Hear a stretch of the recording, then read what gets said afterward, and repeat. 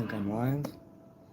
It's the Nazarite bringing you Hebrew lore from days of yore, with a cup of tea and not good lighting. Here's the ugly truth. I am tired. And I was almost not going to go live now, so this just might be the most chill, relaxed, and tired Q&A ever. Will it last long? Will it not? Time will tell. How are you? How is your weekend coming?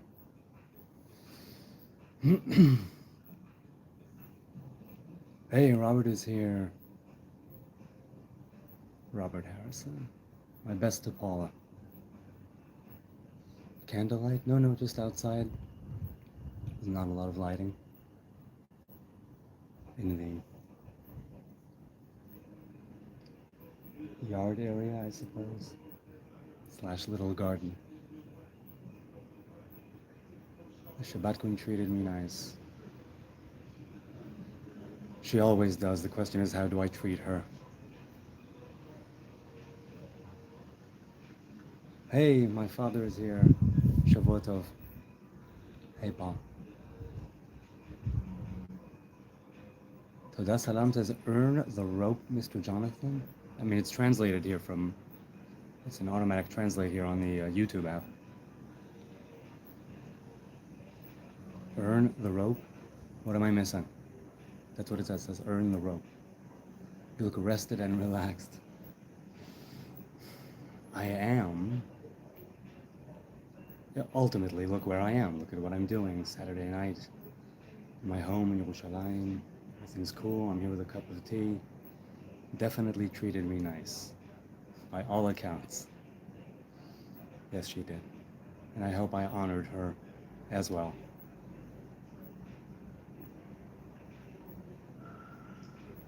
Still too hot.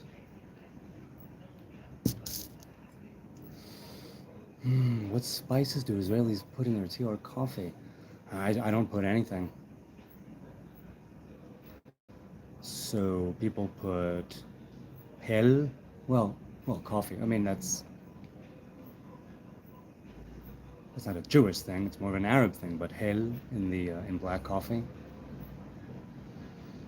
What's it called in English? Maybe it'll come to me.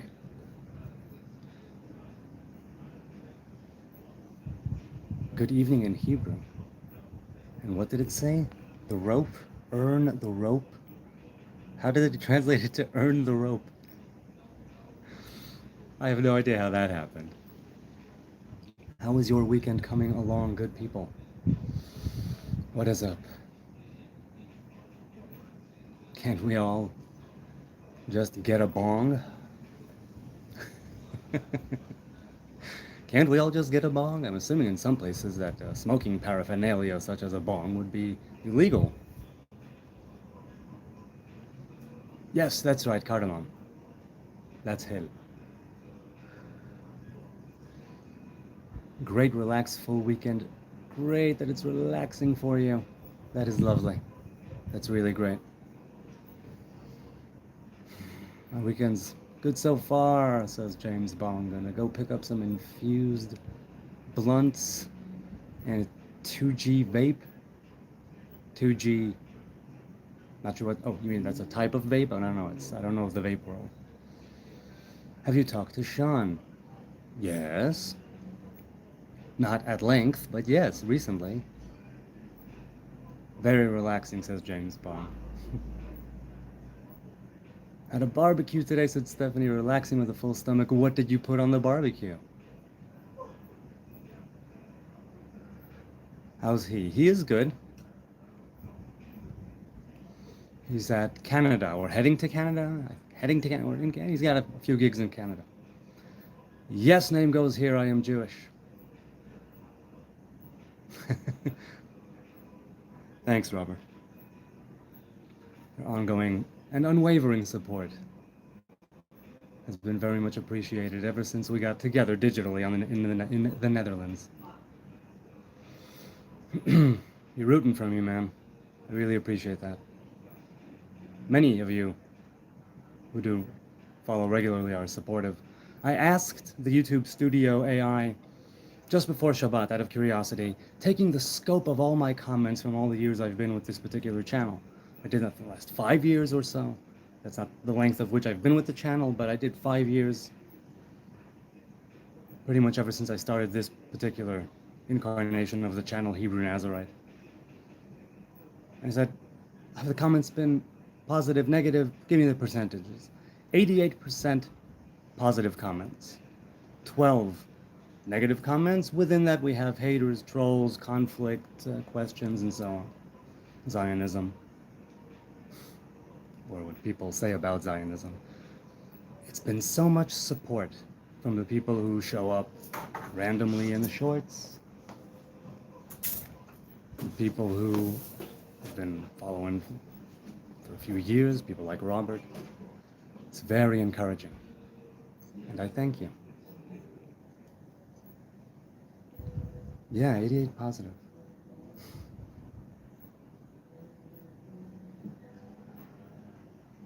No, I'm a small channel, so percentages are still percentages, but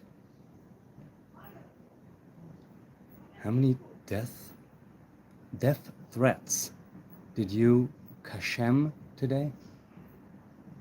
Not sure what you mean, name goes here, 7. You might want to clarify that. Gaslight, Gatekeep Girl Boss says, face. What's going through here? All relaxing that I want this tea. I want it to be cool enough for me to take a sip. I have a question, says Reciter or Reticare, Reticare. Are the Japanese Tengu based on Jew image? I don't know. I'm ignorant of the Japanese Tengu image, or the Tengu based on the image, so I wouldn't know. The potency is 88.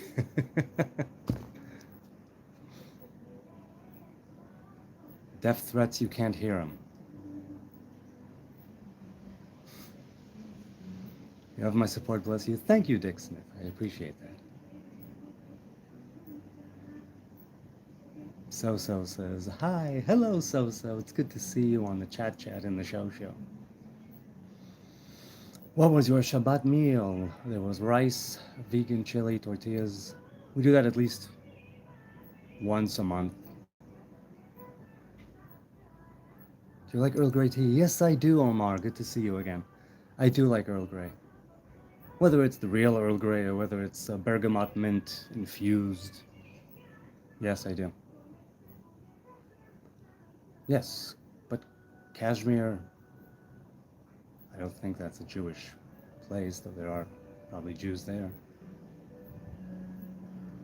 And now I'm thinking of Led Zeppelin. Ding ding ding, dee dee ding. Your favorite heathen is here. Not that I ever called you that, I think, did I? I usually don't use that language. What's the ugly truth? The ugly truth is that you missed it. It was the first 20 seconds. Way to go, Robert. Where I said I'm tired, it's been a long day, but I didn't know if to go live or not, but here I am, and it might be the most relaxed, chill, laid-back one ever, because I'm just here doing my thing without a lot of lighting. Just same old. But out here, that is the ugly truth.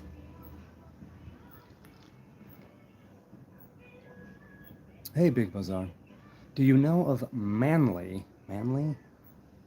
Palmer Hall? No, I do not recognize the name. No hobo is coming to rob you. He was not a hobo. By his own admission, he was high on something. But I didn't ask what. I enjoyed a great week in the Smoky Mountains 6th anniversary. Hey, good for you! Does anyone know offhand the 6th anniversary, the first being paper, and so on? What is the 6th one? Does anyone know offhand without Googling it? Hey, Neve, Shabbat Tov. It's a world of doing the ugly truth.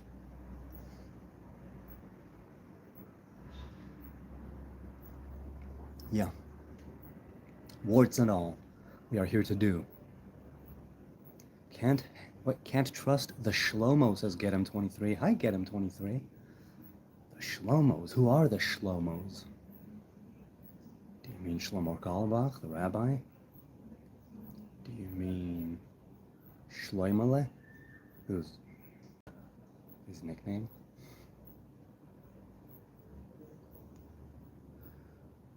YouTube just popped up and said, add a Q&A sticker. Best part of a birthday? No, and now it disappeared. Okay. I'm high on smoking on armpit indica and pubic hybrid. I must ask. I know that names, herb has all kinds of names. I love Cat Williams' bit on the names they give herb. Coming up with new names every week.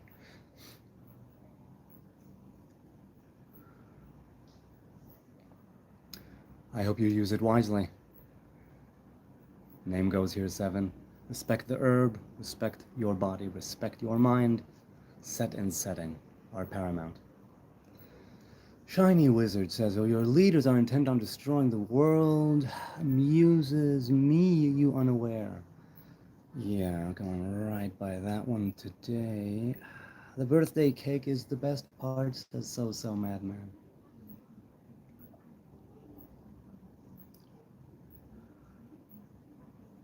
Decimation says, those who keep bumping into the windows and don't realize there's glass. Yes, indeed. Looking for those dank BO flavors? Say what now? This really is relaxing without the usual haters.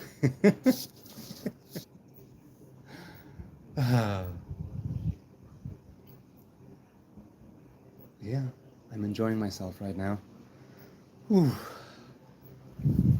But you know what? At the end of the day, it was a day of rough housing, some negative vibration, something I'm going through personally. The kids and the woman are all good. And I am here now. I considered not going on. And for a moment there I felt the burden, the tiniest of burdens, but it's like, I already scheduled it. I'm not gonna go live. Look, there are 2 people there. And the other part of me was like, you know what, don't even think like that. Do you want to go live? Do you want to talk to people? Don't overthink it. There's going to be 20 people there. There's going to be 200 people there. Do you want to go live or not? It's that simple. And I was like, yes, I want to have a conversation with people. That's what I want to do. That's what I love doing on YouTube.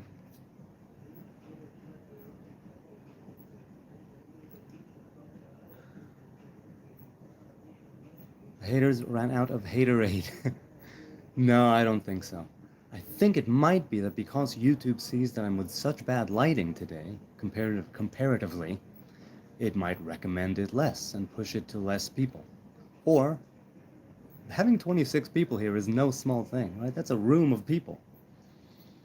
At my peak in the last few months, when YouTube was really pushing me and there was that surge of views and subs and watch time that got the channel monetized and so on, that began in December and lasted through April or March.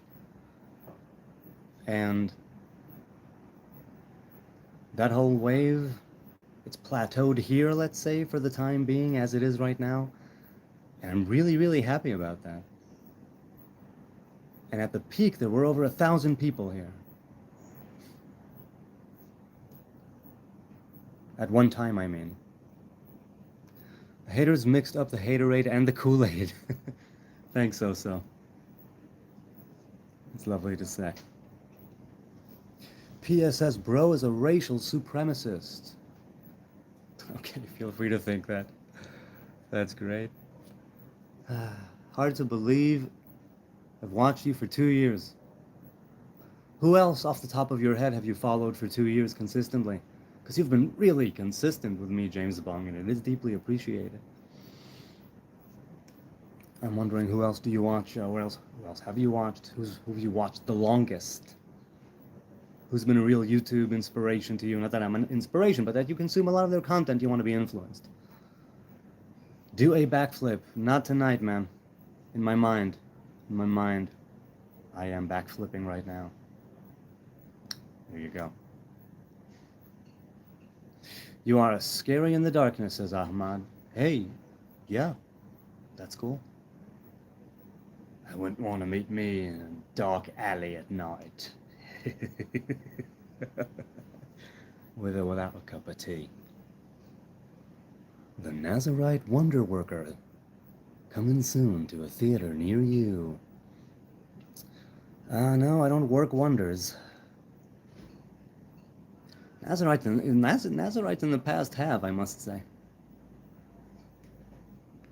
Do you ever watch well, you wrote AMSR, I'm assuming you mean ASMR.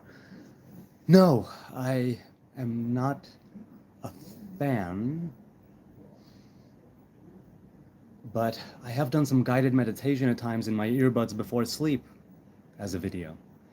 And you could say that to some degree that also is the same principle, right? That it stimulates through audio frequencies. But no, nothing with the tag ASMR, let's put it that way. Shiny says, you show that not all Jewish the monsters they seem. Well, I appreciate the sentiment. To some, I am still very much a monster and of the worst kind because I seem so, and yet I'm so. Did you see my comment? No, I'm not going one by one. You know, I'll address something and I'll go. Great English accent then. No, Stephanie, I'm not British.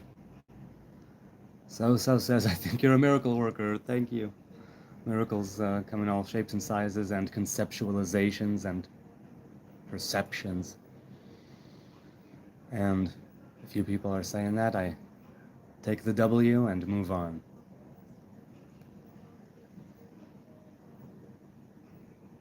Bro, Shabbat Shalom. Shabbat Shalom. Shavua Tov. It's not Shabbat here anymore, but Shabbat Shalom to you, Spooky.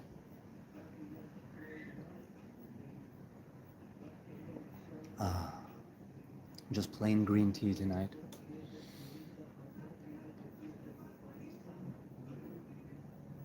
Decimation. What is the purpose of bringing hate to one's channel?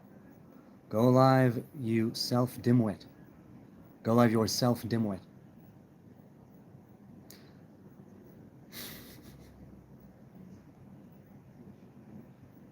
Is Egypt the only country that acknowledges Israel's existence? No. Jordan, we have peace accords with Jordan. Bahrain, Morocco, somebody else with the Abraham Accords. And there's diplomatic connections behind and on the scenes, or in front of the cameras and behind the scenes between Saudi Arabia, UAE, and others. Who was it? Was it only Bahrain and Morocco? Who was the Abraham Accords? Was there a third nation or country? I don't recall. I think there was. Roger says, have you been studying Torah? What you've been reading lately? Give us some wisdom. So I was reading, throughout most of this Shabbos, I was reading Dostoevsky's Brothers Karamazov. And still in the openings, I just arrived at book 2. I mean, it's the middle of book 2 now. Those long monologues are something. You gotta really pay attention. But I did study the Meged Yosef commentator on the Torah, on this week's Torah portion. He only had a little bit to say in this week's Torah portion. And I'm trying, it was last night, or this morning, early in the morning. It's not sitting well with me, I'll think of it. But, regarding Parashat Ekev as such, that idea of the covenant coming if we the blessings in the covenant coming if we stick to the covenant.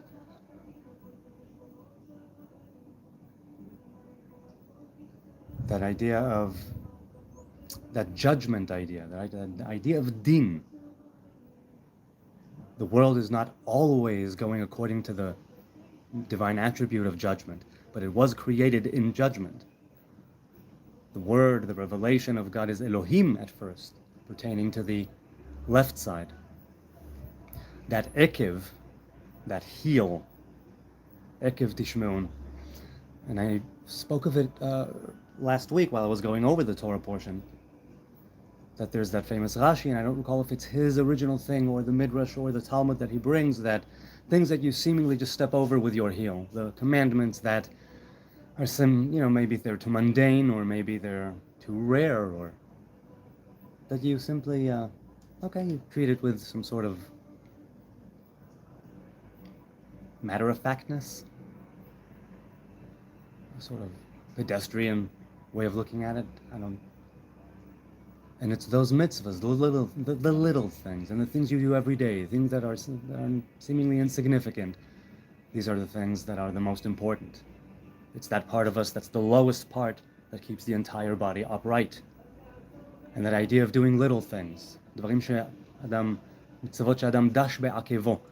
that that you run over with your heel. The commandments you run over with your heel are the ones that are most potentially beneficial. And it can bring you out of that place of judgment. That discipline can bring freedom. That discipline can bring all of those other good things. And so take care of the mitzvahs that you step over with your heel. Now, a mitzvah is still a mitzvah, and you perform it. You don't perform it, to each his own. How do you do things? Do you give them the reverence that they deserve within the framework that you've even established? Are you becoming too routine? Is it something that's just matter of fact, something pedestrian, something everyday that you just do? Or is there intent behind it? Because it depends on the heel. It depends on the heel. So where are you, even at your lowest points? What is it that's keeping you upright? How is it that you are meeting the Torah and the commandments now? That's Ekev Tishmeun. Akev. Wait, let's give that. Whoops. This has actually been the first Shabbat in probably months. I couldn't tell you how many months that I didn't open Pardes Rimonim. I told you I'm going through something. I usually take out Pardes Rimonim as soon as after I light the candles, and I take out the Pardes Rimonim, and even if I don't open it then and learn and read with it in it, I still keep it there. I like Shabbat, take it out of the cabinet, put it there. Sometimes along with the Zohar, sometimes the Zohar stays there, it depends. And I didn't do it this Shabbat.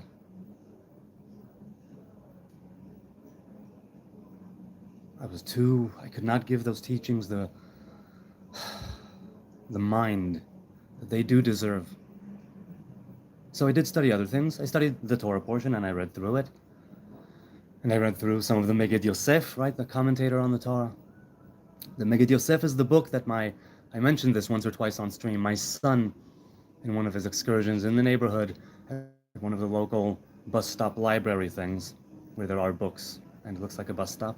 Give, take, borrow, bring back. It's just there. People bring books there, people take books from there. All over the city, all over the country. And he saw that book in our neighborhood and he was like, this looks like something my Abba would read. And he brought it to me. So I've been reading from it every now and then. And this Shabbat was one of the nows. And the thens. Continuing. Brother, you sound stressed. Is everything okay? No, but things will be better. Things can always get better as long as I am here, as long as I am drawing breath. As long as I can sit here in Jerusalem on a Saturday night in my little yard, laid back with my mind on my money and my money on my mind, with a cup of tea. All is well. So many horrible, terrible, unspeakable things are going on in so many other places in the world. Can I truly afford that luxury of, I'm here right now, and that is enough for many, many beautiful things to make themselves manifest. So yes, I am going through something. It will be made clear to me in due season. It's preoccupying me. And we'll have to see. Time will tell.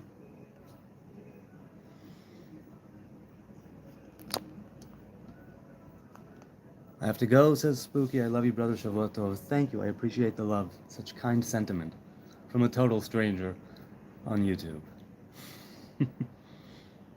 Much love in return from Jerusalem to you.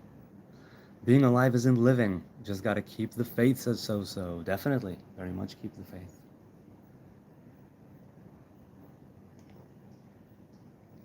Anit. Why do people always blame Jews? Like today, even what happened in Spain, your opinion? I don't know what happened in Spain. The TV and the phones and the my electricity is off for the Shabbos, other than things that I preset to go on and off with the timer. So I don't know what happened in Spain. I don't follow the news. I have no idea. I have no idea what to tell you because I didn't hear it. I have no opinion. Wishing you the best and that it resolves itself in the best way. Thank you, Stephanie. Thank you. Have you ever had your DNA checked out? No, dear gringo. I have not.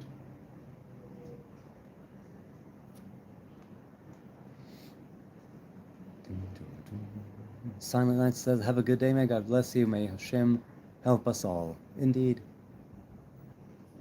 Message to review, I'm not going to review them.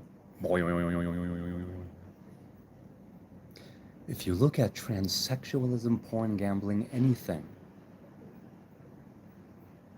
is that a question to me? Are you asking, am I a transsexual porn actor gambler? No, not any of those things.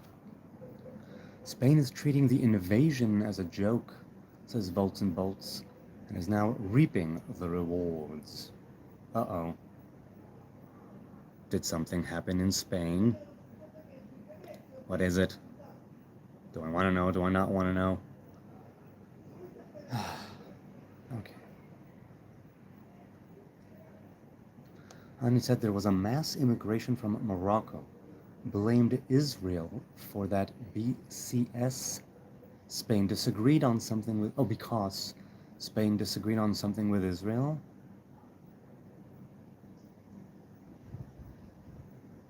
A mass immigration from Morocco blamed Israel for that because Spain disagreed on something with Israel. Who disagreed? Listen, it's going way over my head. I'm just not getting with the phrasing, what it is you're trying to convey. A load of migrants swam into the country and the state did nothing. Okay, I think I've heard of that happening in other places too. Maybe not swimming, maybe in boats, maybe in, I don't know what, some nautical conveyance. But I think that's happening in other places too. Is the idea that Spain up until now, that it has handled such people who swam across, and now they didn't? Or is this the first time and they did nothing? What is the scenario? He wants Greater Israel Project, they all do. That is correct, old school Stu. I want Israel to be great, but not with territory, not with expansion, not with any illegal activity. I want it to be great because its people are great. And that is greatness. The greatness of a nation is its people, not its conquering, not its occupying or colonizing, whatever you want to call it. That's not what wars make not one great. Wars not make one great, right, Yoda? Master Yoda. So that's what I think of it. And no, I don't think so.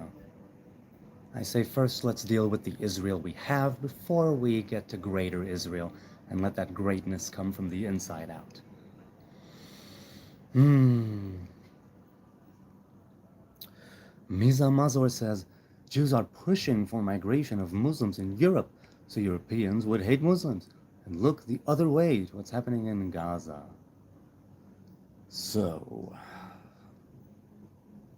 okay, who are these Jews who are pushing for migration of Muslims in Europe? Do share. People in the chat trying to blame Jews for the bad Muslims. Maybe. Maybe there are Jews who have that agenda. It could very well be. I don't think any big majority of Jews hold that agenda, but people are allowed to think things.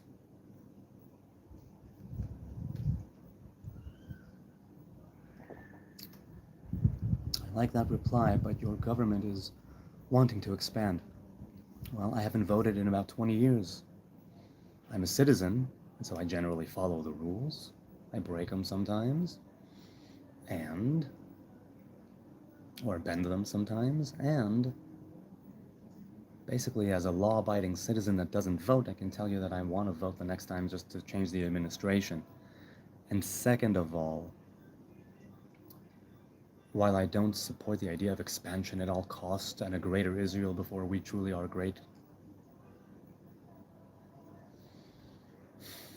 I think that I'm too small fry to know really what is going on behind the scenes. Just like this person who's saying that the Jews engineered it in order for Muslims to, in order for the European to turn to black. That whole thing. That's above my pay grade. I don't know what goes on behind the scenes. And the government wanting to expand, that statement flies in the face of what Israel has done. Peace accords, giving back the Temple Mount to Jordan, Egypt got back Sinai. We vacated Gaza, withdrew from southern Lebanon. If we truly wanted greater Israel, we would have maintained a very heavy presence there, guarded it, defended it, expanded it, and kept pressing our advantage, which was there. So what you're saying is that in 1967, we should have just kept going? The army should have just kept going, reached Damascus? What do you think should have happened in 1967? How do you think it should have gone down? I'd love to know.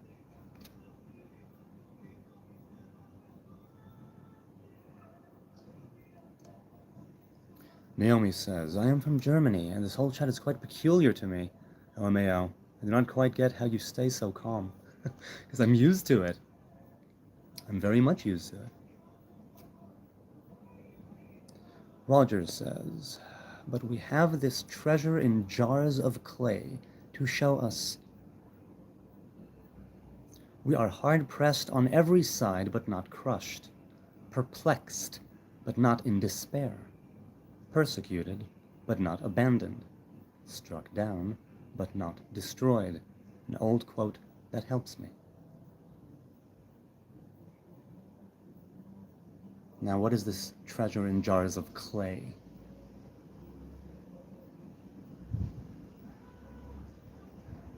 Like the clay that is baked? The treasure is in the jar, which is the famous bit from Pirkei Avot. Don't look at the vessel, but what's inside of it. There's something that sometimes looks new on the outside, but is filled with good old wine. And there's something that looks old on the outside, but has nothing on the inside. That's a beautiful quote, though. Perplexed, but not in despair. Persecuted, but not abandoned. What is the origin of the quote?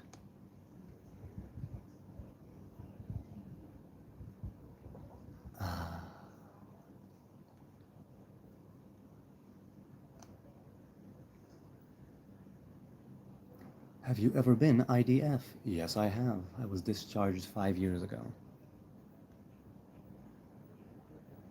Sosa says this guy has the patience of a saint. No, this is just YouTube. I remember the human. I try to remember the human on the other side of that screen. And that's all this is. Me having conversations with people.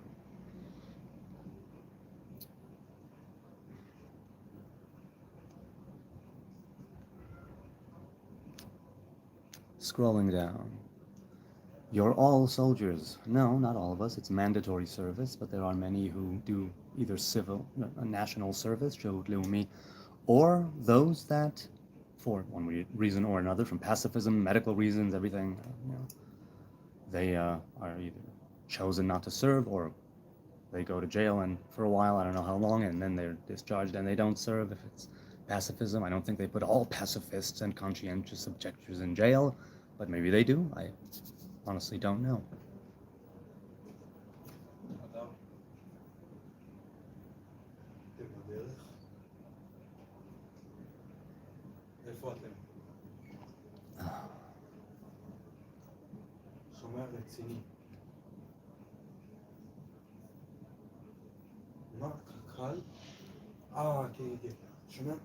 Why are you outside? Hey, Mama Luigi, good to see you again.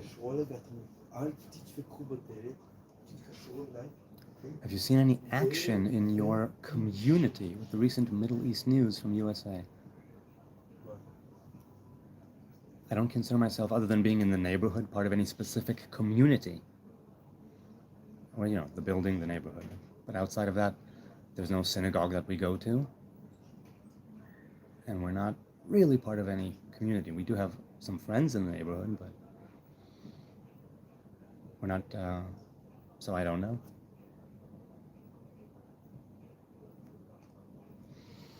Austin says, notice how he avoids the question about the ongoing genocide. Chat, fill this Austin Jalbert fellow in on things. Thanks.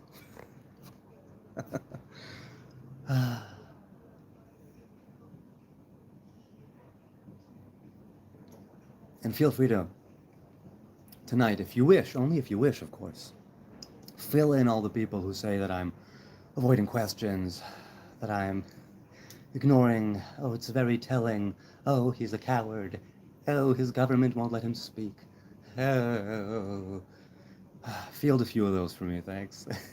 I'm just gonna scroll right past them tonight.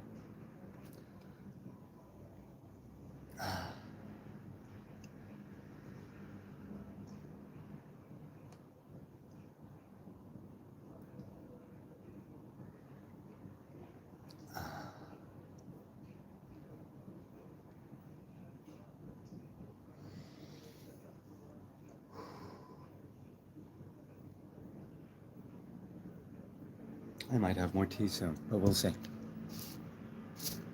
Jerusalem Nights, yes, yes, yes. Ooh, look at this, look at this. Oh, I have to read this one. Let's see. This maggot is a follower of Satan, so of course he has no remorse. All right, now differently. This maggot is a follower of Satan, so of course he has no remorse. Marianne, oh, so long, Marianne. It's time we began to laugh and cry and cry and laugh about it all again. Feel free to scroll away from the chat, my little darling.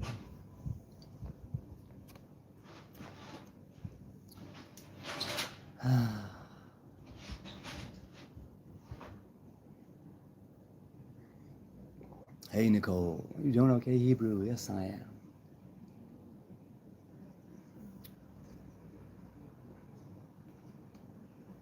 am. Oh, well, no, this time it's not that it's moving too fast. But yes, usually you would be right. This time it's just, there are certain ones that I'm going to scroll past.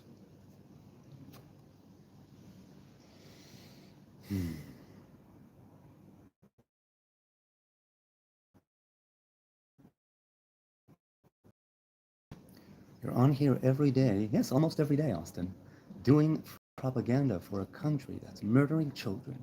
You don't even care. It brings you joy. Yes, whatever you say, Austin. Whatever you say.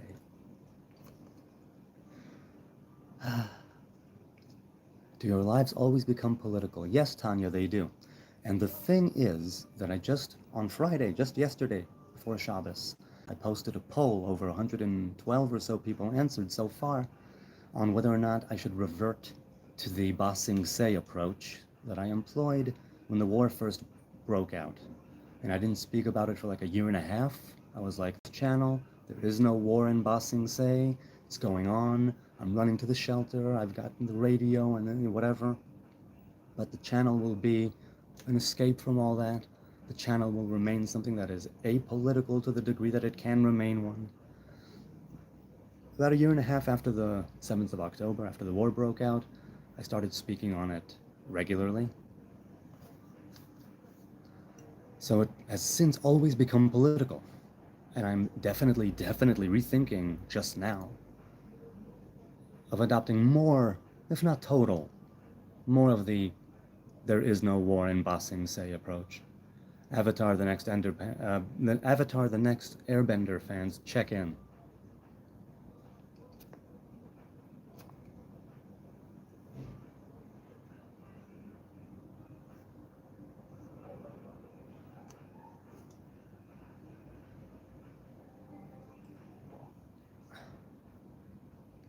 Hey, Dextro, good to see you again.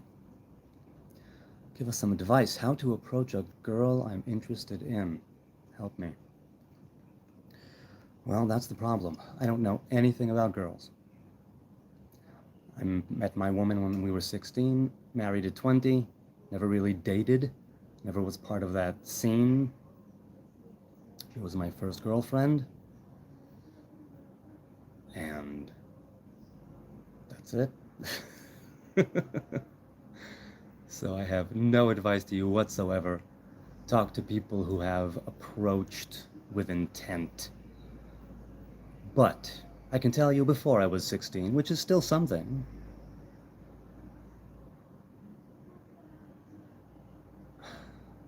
Should something happen organically, don't shy away from it.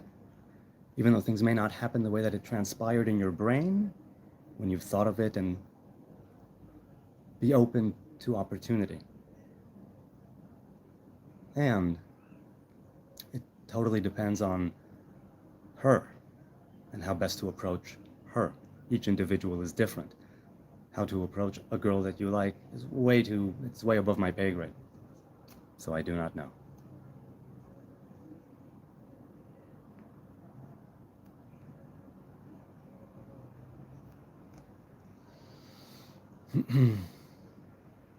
Hey, Philonetic is here. I think I see somebody reacted to him. Hey, Philonetic, excuses, he says. Cool. Wojo Squad, how are you? I'm doing well, Wojo Squad. All things considered, doing very well. How about you? Other people there, how goes your weekend? What's up? Roll with the punches and tap out before getting knocked out if you can. Tap out before getting knocked out. Yeah, and I suppose that means know how to take rejection gracefully in this context, but there are two subreddits that I frequent. The Dead Bedroom subreddit and the Forever Alone subreddit. I'm not either one of those. I don't belong to those communities by definition. And I lurk there regularly and have for years in order to stay grounded, I suppose. So when people say, the worst thing she can say is no, no, that is so not the worst that she could do, not even a little. And then when people say, I just want a relationship, it's like, yeah, and some relationships really suck. I visit those. And the tap out before getting knocked out. There are people out there in the world that are just knocked out, that life just beats the crap out of them. Over and over.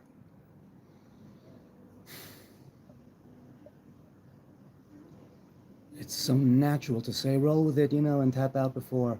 And I'm not saying anything wrong. The sentiment is there, Jose, and I'm really glad you said it. And it is true. There is a certain percentage of the population. It's not that they're hopeless. It's just, life won't give them a break. And they feel tapped out on so many levels. People are touch-starved. People are lacking intimacy on a mental, intellectual level. To roll with the punches, not everybody can afford to do it. Ugh. It's tough out there. It's tough.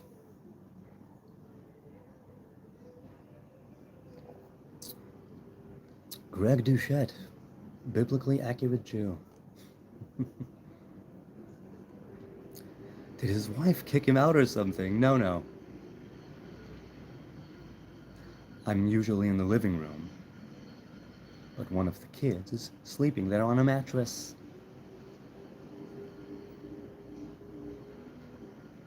You good singer, sing for God.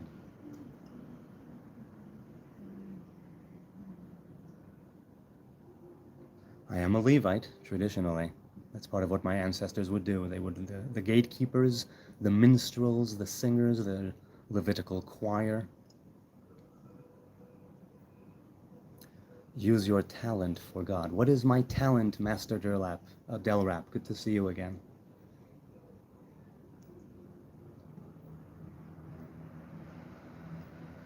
What does the Torah say about dating? Well, For all intents and purposes, it should be for the purpose of marriage with the intent of making a connection to the degree and, with the value system that you've constructed. There are the basic rules of, if you're talking halachically speaking, right, the Torah, sex should come within the bounds of a marriage. That's the basic view of that. And as for dating in the sense of meeting people of the opposite sex, yes, the Torah is pro-dating. It's all about how you do it.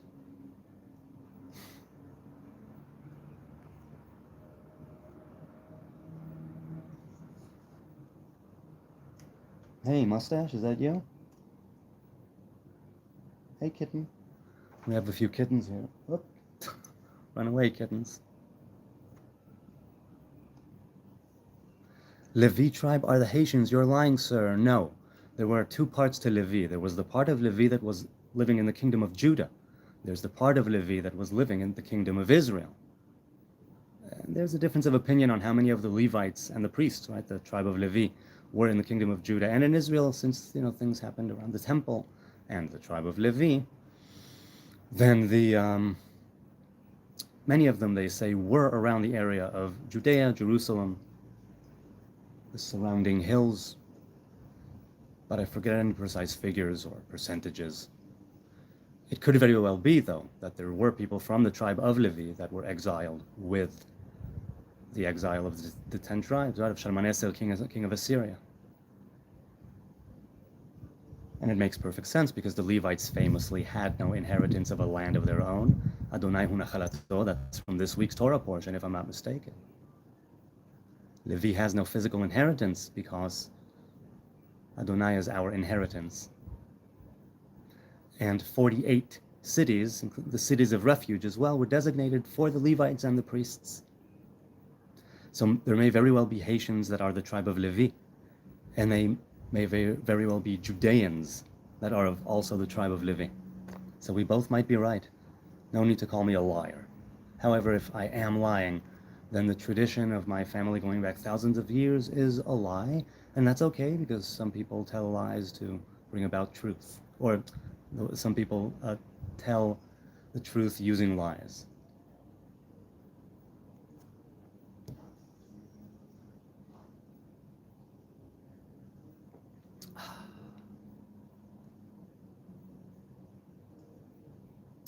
Ocean says, I love his honesty. Thank you. I try to be honest. I'm still not 100% there, of course, but I try to maintain as much honesty as I can bear.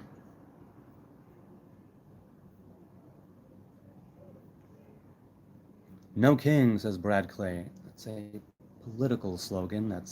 I know that Trump is in there. Who are the other kings? I'm curious.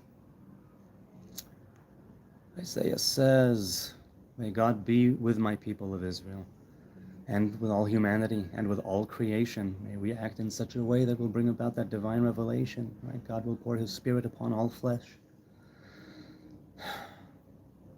Knowledge of God will cover us, and all creation like water covers the seabed. Let's continue. You still apply the rule in Genesis, the older must serve the younger, v'rav ya'avod tza'ir. What do you mean, apply the rule? No, I don't think that anybody should be subservient to me. I think that the Hebrew people exist with the other root nations and other nations, and that we're supposed to work each in their own way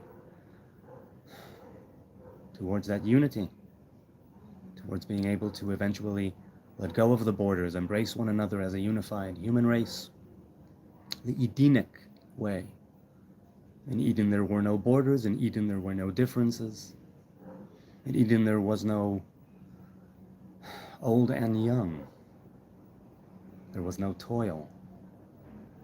And then we came to a world of toil, and then we came to a world of duality, and then we came to a world of knowledge of good and evil. And the cards, like a game of 52 pickup, went all over the place. Do I still apply the rule? It's not a rule. It's not a hard and fast rule. It's a way to conceptualize where Israel is in relation to Esau, and sibling rivalry on a spiritual plane as well. These are archetypal stories. Some people say holy allegorical stories. You know, he sold the firstborn rights. He got the raw deal.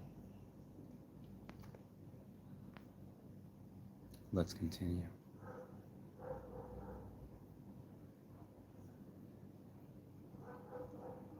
Oh, oops, sorry. Barclay, it's not up for debate in academia. He existed. Just Google it. Who are you talking about, Philonetic? You in a dungeon? Yes. My dominatrix told me that tonight I must do it in the dark.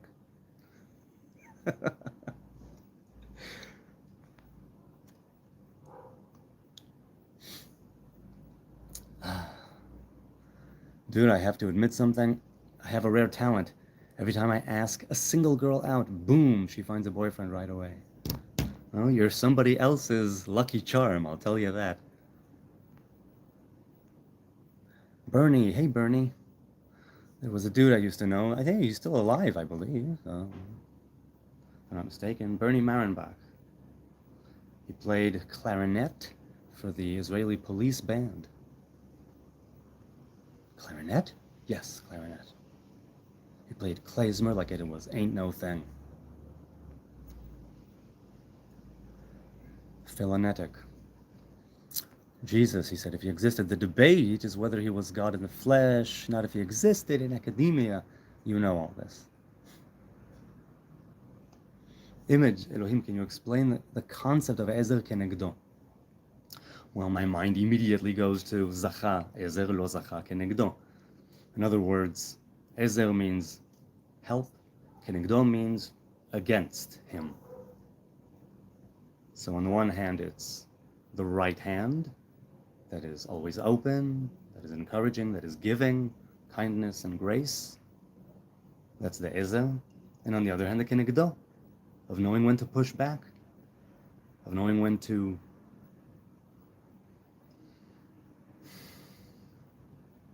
to take your partner, call them out on their bullshit.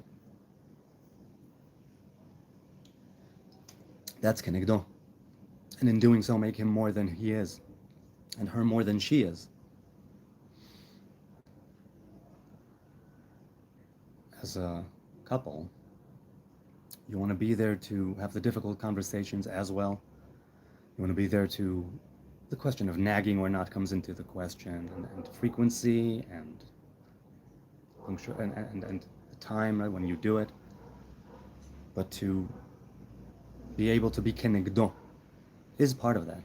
So zacha ezer lo zacha kenegdo. The rabbis, is it in the Mishnah or the Midrash, where they say if he has merited it, she will be a help. If he has not merited it, she will be against him.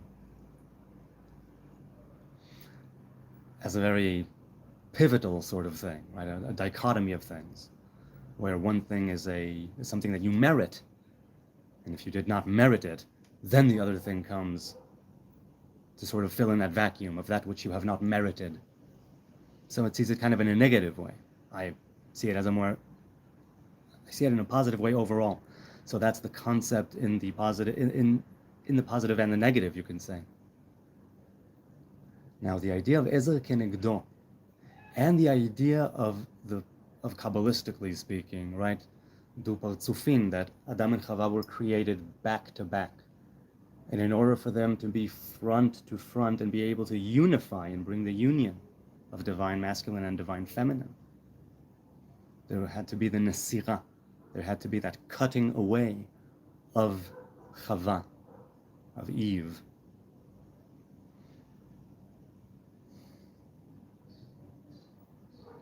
And in doing so, there was a certain channel that was cut off, but a higher one, let's say, appeared. Something like spinal cerebral fluid, something like something essential.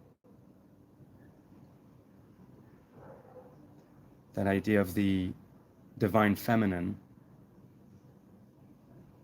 of lechatchila, of before the nesira, before the sawing off of Chava. But I digress. That's basically the Ezer Kenegdo.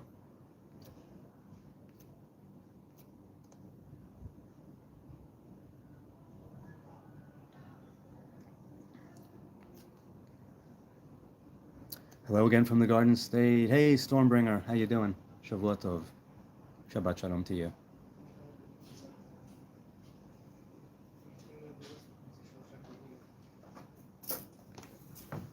Hello. Dad. What's up? Are you live?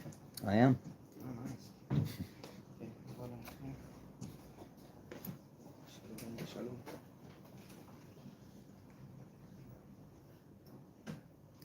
Can you speak Ladino? No, I cannot, Myron. English and Hebrew, but not Ladino. Hope you're doing well. Yes, I am. I can definitely say that I am.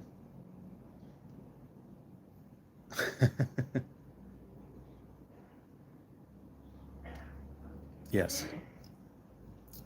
One of my son's friends and I have an ongoing thing where he started it, right? Where he calls me dad. So I refer to him as son.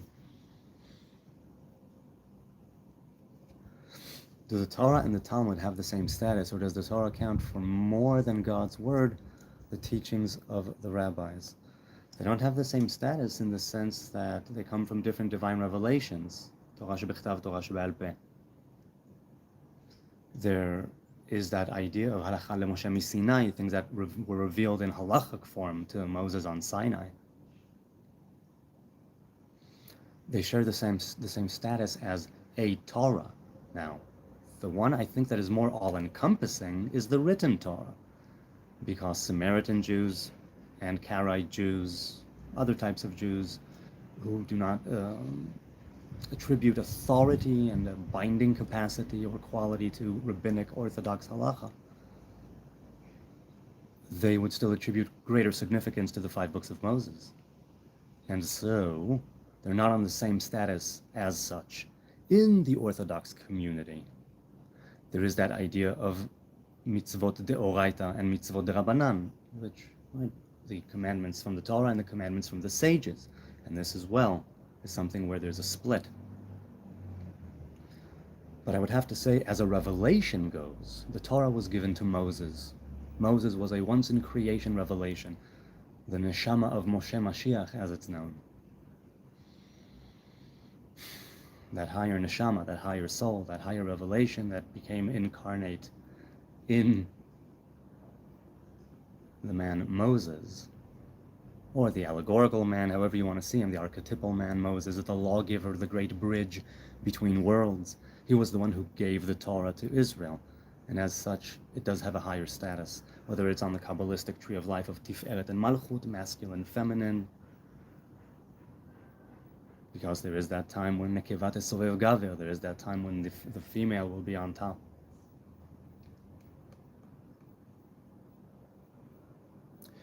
As for, does the Torah count for more than God's word, the teachings of the rabbis? I don't understand what you mean. Does the Torah count for more, the teachings of the rabbis? The idea of the teachings of the rabbis is inherently part of the Torah, where it says, if there's something that you don't know, then you go to the judges, the priests, the Levites of that time and that place, and they will tell you what to do. Now, that was Lishkat HaGazit, that was Sanhedrin. We have not had a Sanhedrin in about 2,000 years almost, nor the laying of the hands. But there has been halachic rule in Orthodoxy, and it has branched out to many different customs, traditions, Minhag Yisrael Dinhu. The customs of Israel are the law, so to speak. The teachings of the rabbis are also very much right. Lo b'shamayim, it's not, the Torah is not across the great sea, and it's not up in the sky. It's in our mouths and our hearts, in our everyday to perform it. And if we are to perform it, the oral Torah is something that was supposed to remain oral. The oral Torah was never meant to be written down. Also, in that sense, it's not the same status.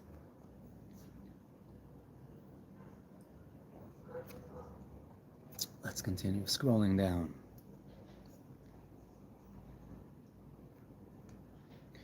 Radcliffe says, I've never seen a God proposed that has wisdom. Well, I don't think God has wisdom either. What the Hebrew God has a revelation called wisdom, or bina. But that's not God. Antu mevin v'la bina yedia. God is wise but not with wisdom.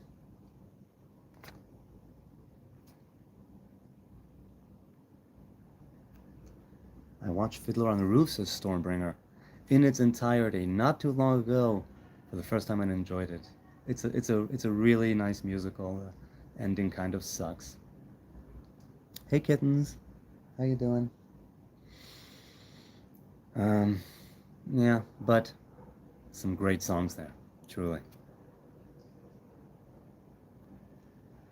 Niv says, can you explain how you see the creation 10 sfirot?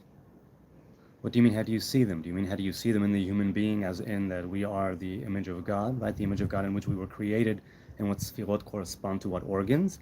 Or do you mean, how can you see, how you see the creation 10 sfirot? Do you mean how they were created?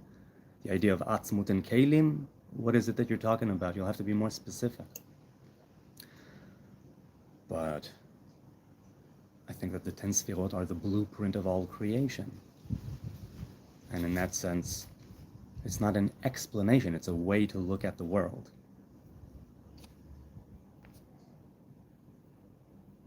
Myron says, I love Israel and the Jewish people. I do too, despite all the crap.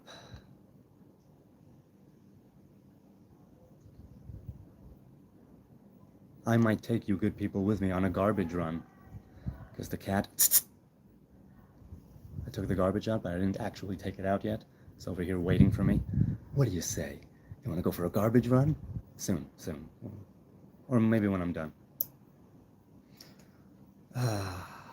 Marto King says, when do you plan to wipe out Jordan? What do you think, Orange Man? I can't say that. Oh, on your head be it. Marto, Mr. Orange, Orange Man, Brother Orange, he said... Okay. No, I don't know what he said.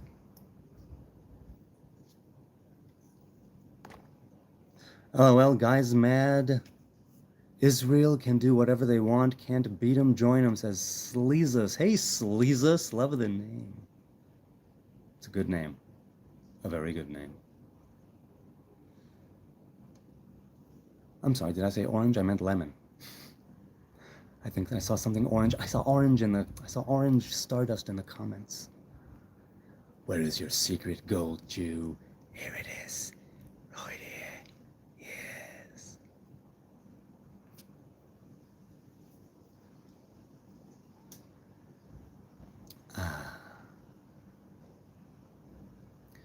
Does Israelis use Palestinian as the new Amalek?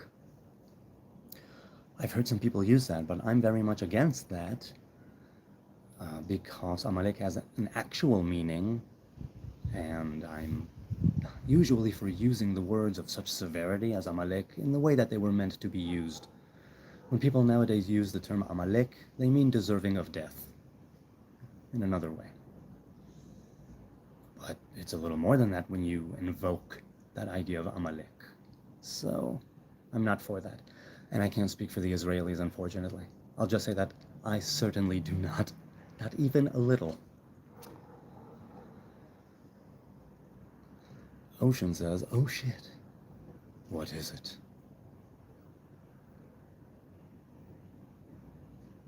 Yes, that's right. Yes, they're talking about you. You're right here.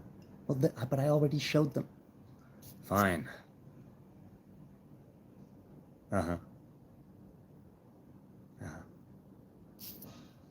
Just keep going, like nothing happened? Okay.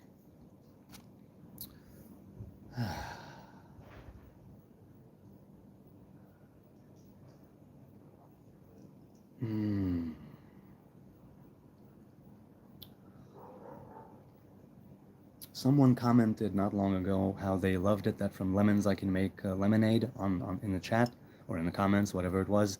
And I said, oh no, I go beyond that. I make lemon essential oils out of life's lemons. Ding!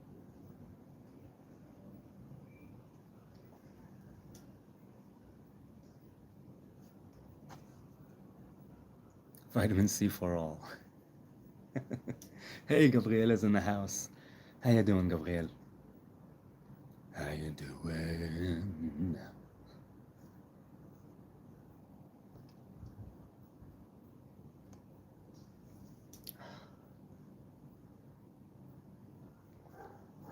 Hmm.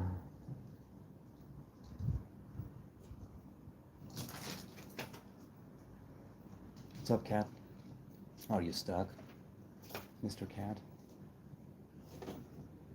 Okay, you're doing fine. Keep on walking.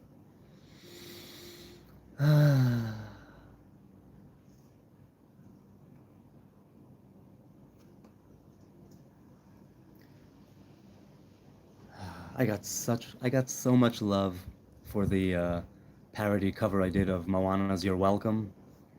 Oh no, was it Thursday? I think I did it on Thursday. I got so much love for that. Ah. That was a fun thing to record on the fly. I bet Israel is beautiful tonight. Yes, it is. It is for me. And I'm very thankful and very grateful and very unassuming and very not naive about the privilege, the honor, the wonder that has befallen me to sit here with you in Jerusalem, Saturday night, cup of tea, conversation. I do not take it for granted. My wish is to see it before I die.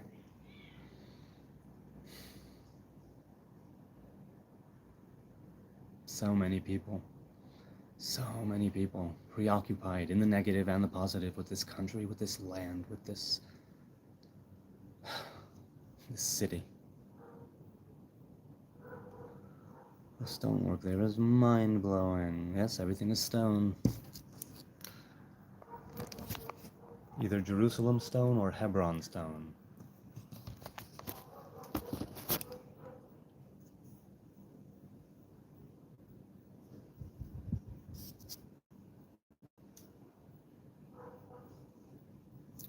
I hope you enjoy it, sir. That land was made to be loved. And it's a land that was made to be loved, and rivers of blood are constantly flowing through it.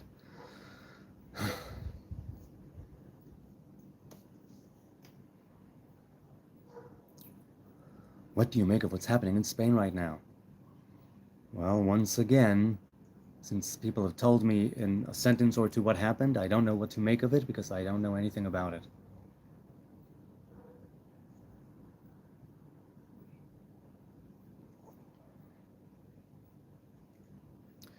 Mayday, I love Israel, says Marco. Was married to a girl from Haifa. We met in Goa on the 1999 New Year's. Ooh, what was that like? Marco, presumably if you were in Goa, not to stereotype the city, it's a holy city, I'm not being disrespectful. Were you high on anything during that party? Because that seems like Goa is one of the party places, or was at the time, I don't know what it is now. And tell me more about how you met. That story sounds like it's juicy, not in the sense of raunchy or overtly sexual, just in the sense that it's like a real human moment, and I want to hear it. If you don't mind sharing a little bit more about how you met, that would be great.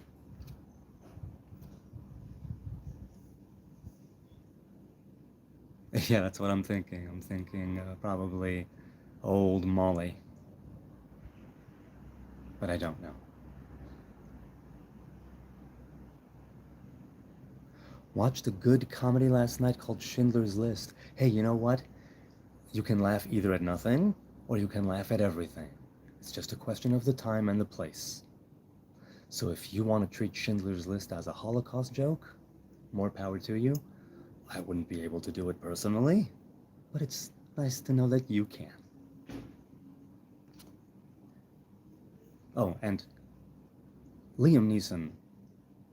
So would you say that his role in Schindler's List, because I also know he did a Naked Gun remake, I didn't see it. So which one was funnier? Where was he funnier? In Schindler's List or in the remake of The Naked Gun? You let me know.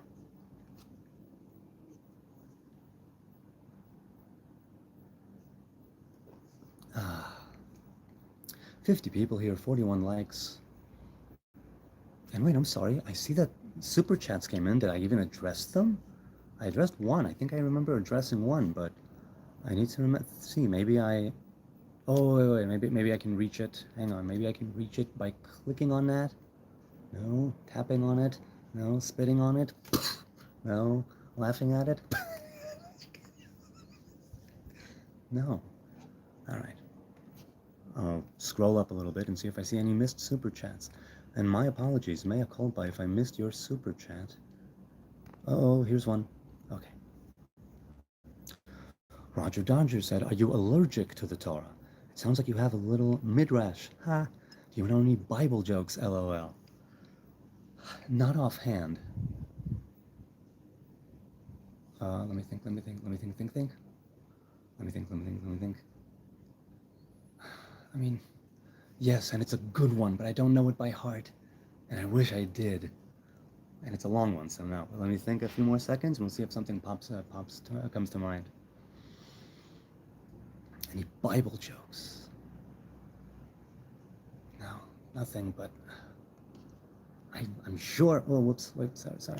I almost. Oh, come on! I want to heart it. I don't want to destroy your comment. Okay, Roger Dodger. Let's see, wait, how much was that? Incidentally, as you may or may not know, everything you give, 100% of what ends up in my bank account after YouTube takes its cut, goes to charities here in Jerusalem. 100% of it goes to charities here in Jerusalem, serving East and West Jerusalem alike. In fact, this week, I think, I'll wait for a few more people to comment on the post that I posted a week ago, but I think at some point this week, I'll, take a look at what you wrote there and see if people had any specific organizations in mind, and maybe we'll give it to them. And I truly do appreciate you giving your hard-earned money to charities in Jerusalem. And I, those who follow know I'm as transparent about this as I can be. Hey Fabio, how you doing? Good to see you again.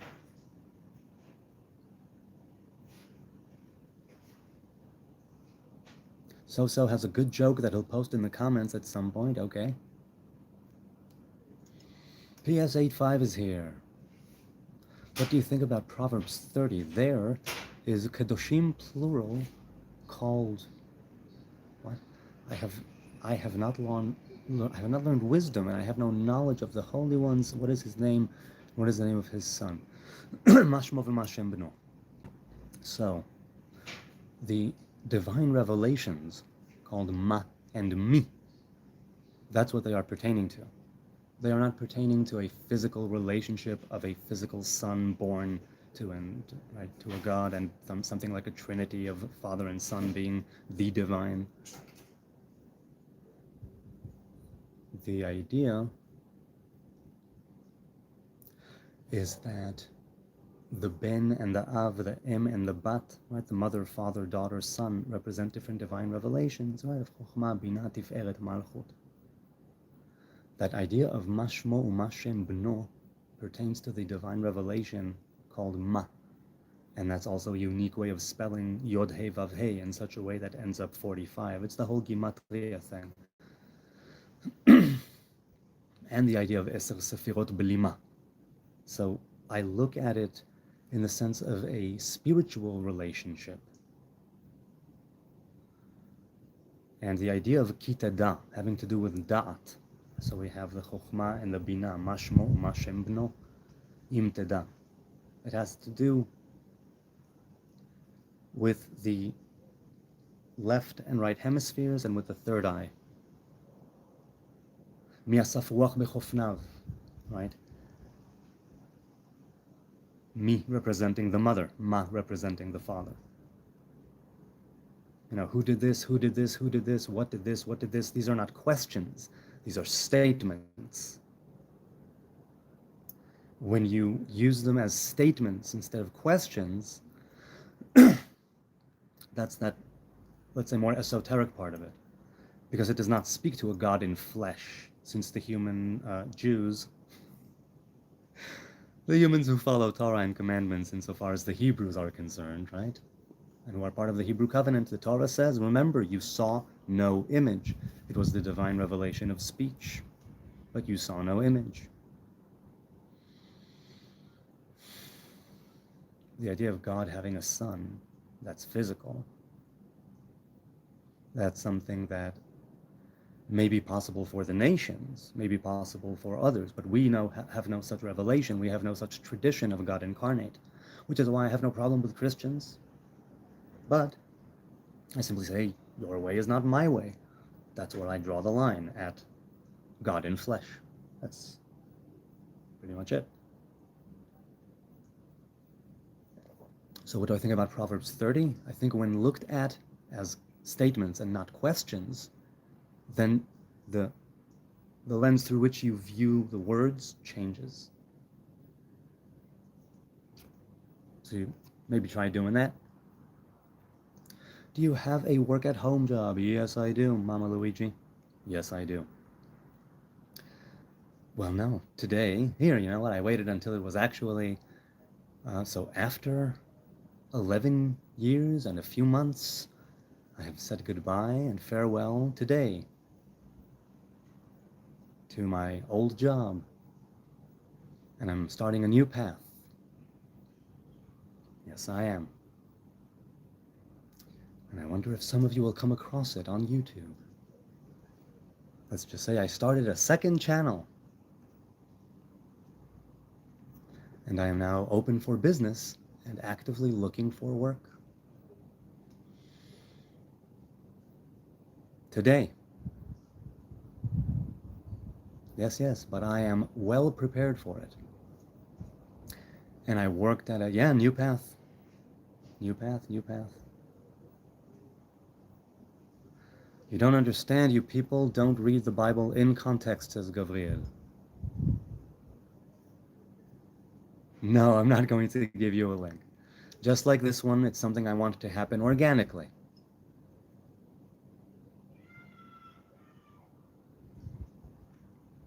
Kraken for, over 11 years and almost 11 and a half years, something like that. I was a copywriter working for, at first, various agencies, and then one company that was, for 11 years I've been copywriting, blogging, editing, doing social media, emails, being a wordsmith in the salt mines of copywriting or of content creation.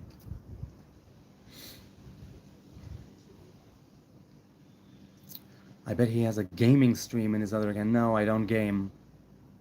I think I would be terrible to watch, and I think that I would get bored of it very quickly.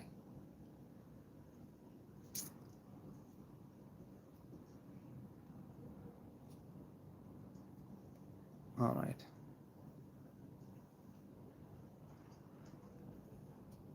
An avatar, so is an aspect of a deity already. What do you mean an avatar or an avatar and aspect of an aspect? So you talking to me?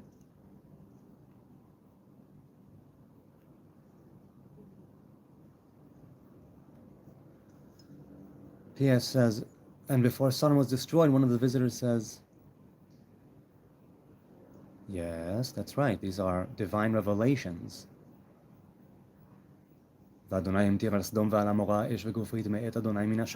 is the verse. Me'et Adonai, Yod Hei Vav Hei, with the specific revelation of mercy, of the middle pillar, not the left side. It doesn't say Me'et Elohim.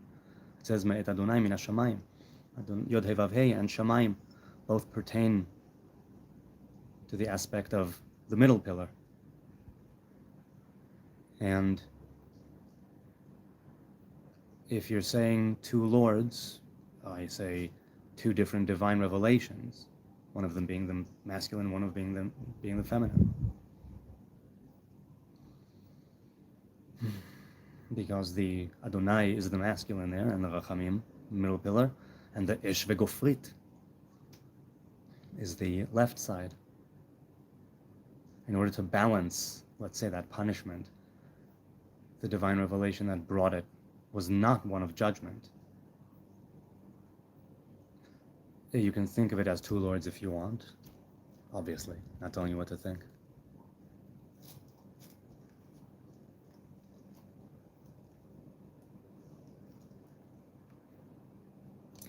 Graduate high school first, buddy?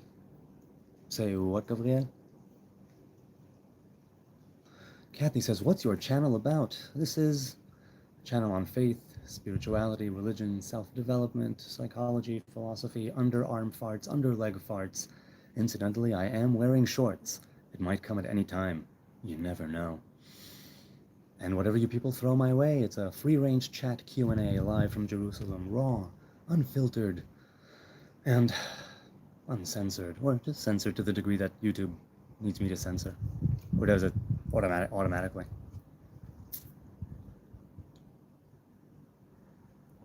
Are you a football fan? I enjoy soccer. For instance, I enjoyed watching games in this last World Cup, in the recent World Cup. So do you mean soccer, or do you mean American football? I'm not an American football fan, but I'm not really a soccer fan either. I watch a game. I'll watch a game here and there, and what I like, I don't root for any specific team. When I sit down for a sports broadcast, I say, give me a good game. Not rooting for either one of you. Give me some good, give me the good stuff. In that sense, yes, I'm a fan of it. Whether it's American football or European football, soccer. Yes, very much a fan of it.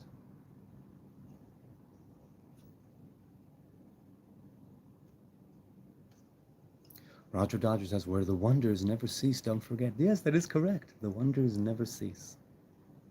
That's true. And I thank you for once again reminding me of that.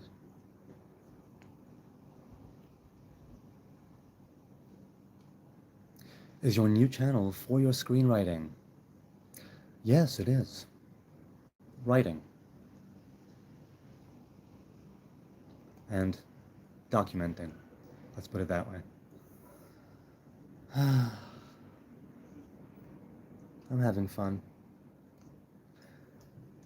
SR, don't be rude and say you read the Bible in context. Unlike you, how do you know that you fully understand things? So SR, are you talking to someone else in the chat, or are you talking to me? Talking to someone in the chat? Okay. Whatever the ambiguous new path is, we wish you all the best. Thank you. I appreciate it. What part of Israel are you in? I'm in Jerusalem, Kathy. Cool, I heard they got AI that can make shows from storyboards now. Voila. Yeah, AI is getting smarter and smarter all the time, more and more sophisticated.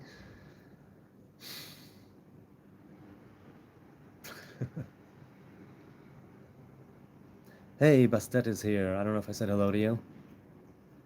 Who else? Who else? Who else is here? Michael E2D. Who are the Srafim? The Srafim are one of the highest choirs of angels. Traditionally, there are 10 of them. The Srafim being the highest, I believe. I believe they are the highest.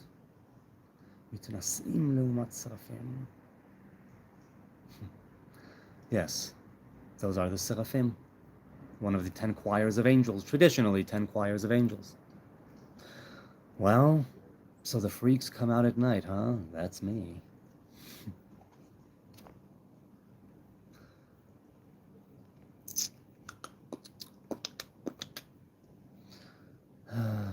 Scott Anderson. Hey, Scott. I used the movie Fight Club to start a philosophy group when I was in my 40s, and it was an interesting time. How long did the group go for? Was it all men? And did you start off from a specific philosophy, a lens through which to view Fight Club, or simply organically from viewing it, bring your own 2 cents to bear on the matter?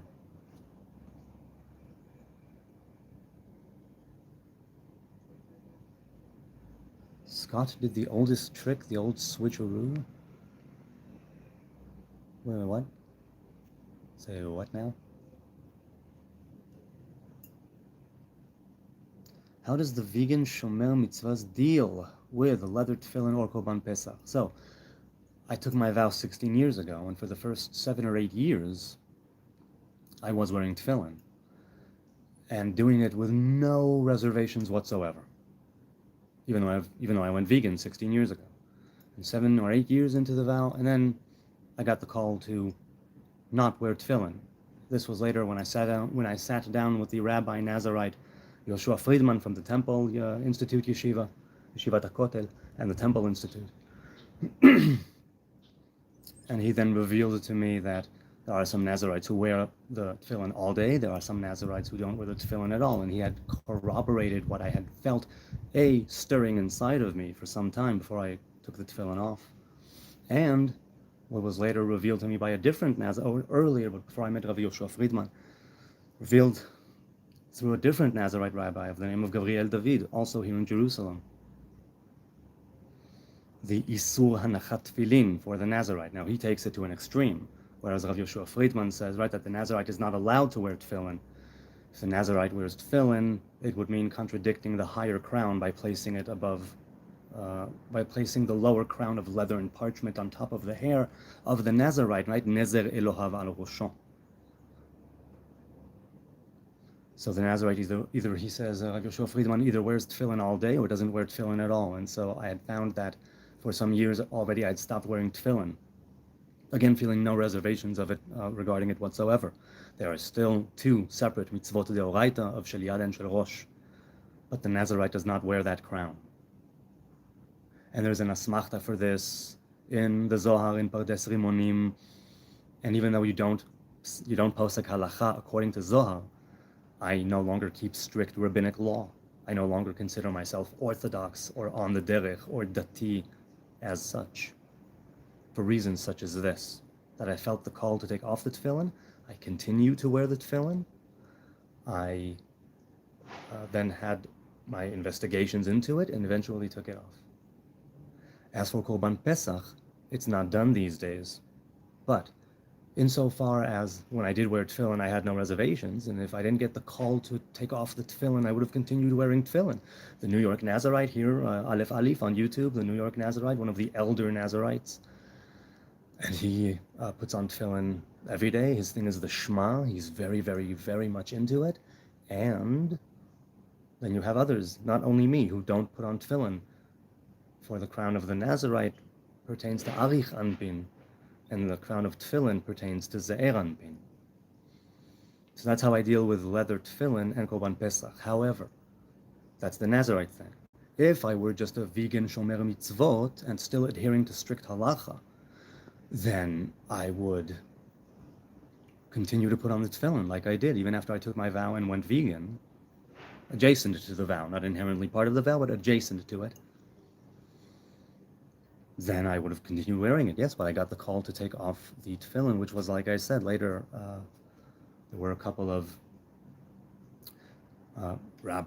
Orthodox rabbi Nazarites here in Jerusalem that, yes, let us continue. Let us continue. E-Dog says, go wipe. Nope, it's, oh, you know what? It is the first of the month. Okay, so, since today, it's the first of the month. Since today is the first of the Gregorian month of August, and I wipe every first of the month, I dare say that I will, but not live. Yes. What is it?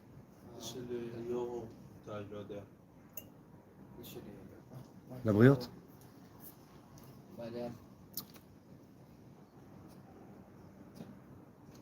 Okay. Let us continue. Who descended from Elohim, listen to Elohim. My respects, sir.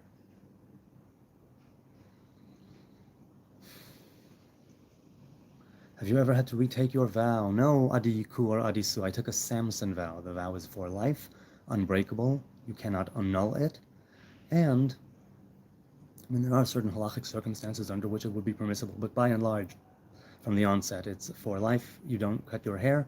There's no defilement of death, and you have no offerings to bring because it is unbreakable and unending. So, other Nazarites who take it for a set period of time would indeed have to retake their vow and later bring the sacrifices.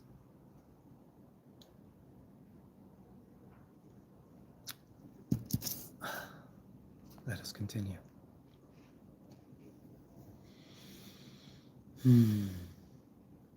Hope there won't be any missiles during the live broadcast. I hope so too. But we have our bug out bag ready to go next to the door. WB says, have you ever tried mushrooms? Yes, indeed. I took it several times in my life. I'd say between 5 and 10. I'm closer to 5 than 10. And I am very much a fan of psilocybin mushrooms, be it the mushroom, be it the mycelia, be it whatever it is, the truffles in the Netherlands.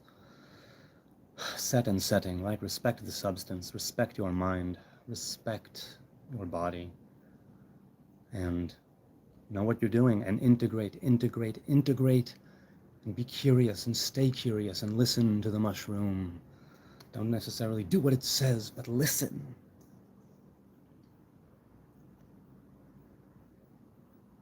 So yes, I've only ever had wonderful and or to so-so experiences on mushrooms, and by so-so I mean that it did not get to the point that I wanted it to get. Just a few years ago was the what would it be, 6th anniversary of a 15th of Av full moon mushroom ritual that I had undertaken at the time 6 years ago in the full moon, like from a few days ago. That was the anniversary. I think 6 years since. I took the equivalent of 5 dried grams, alone in silent darkness, the Terence McKenna hero dose. And it was a real revelation, but it wasn't really that big of a revelation from scratch. It was more like an affirmation. Oh, great and glorious affirmation. Still with a lot to do, and still with so much work ahead of me, of course, but that hero dose, that ritual on the 15th of Av on the full moon 6 years ago. So yes, I've had very good experiences with mushrooms the few times that I took them. Bro wants to try DMT. At some point, I think I will. I don't know when, I don't know how, under what circumstances, but I think I will at some point, yes. According to your current vow, does this mean do not touch alcohol? No, that is not true. It's everything that comes from the grape and strong drink that has grape in it. Not all alcohol. However, I did actually abstain adjacent to the vow. Veganism went with the vow, and abstaining from alcohol went with the vow. First, I behaved a little bit as a Nazarite for some time, then I took the vow, and then I added those two things in time as adjacent things, not part of the vow at the very same time, but very, very close to it.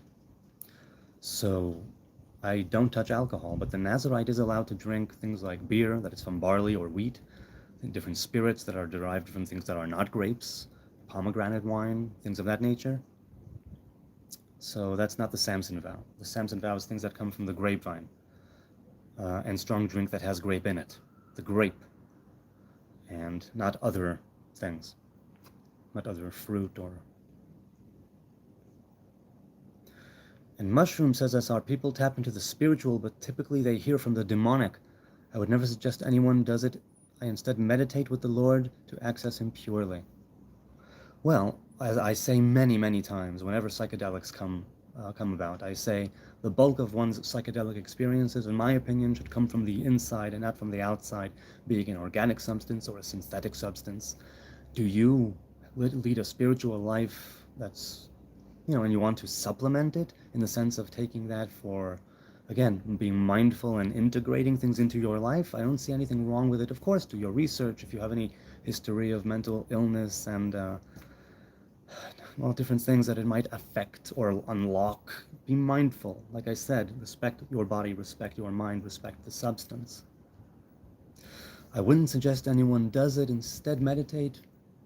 I'm not suggesting, I didn't say you definitely need to do it. I said, I have had great experiences with it. But consider the fact that the first time I ever took a psychedelic was when I was 25. I'd already been married a few years. I'd gone through the army and out of it. We were, it's like I had a few things going, and I wasn't taking it because I was feeling lost, because I needed some, it was... What I'm saying is that these are psychoactive substances, and they can be dangerous. So be mindful and treat yourself with kindness.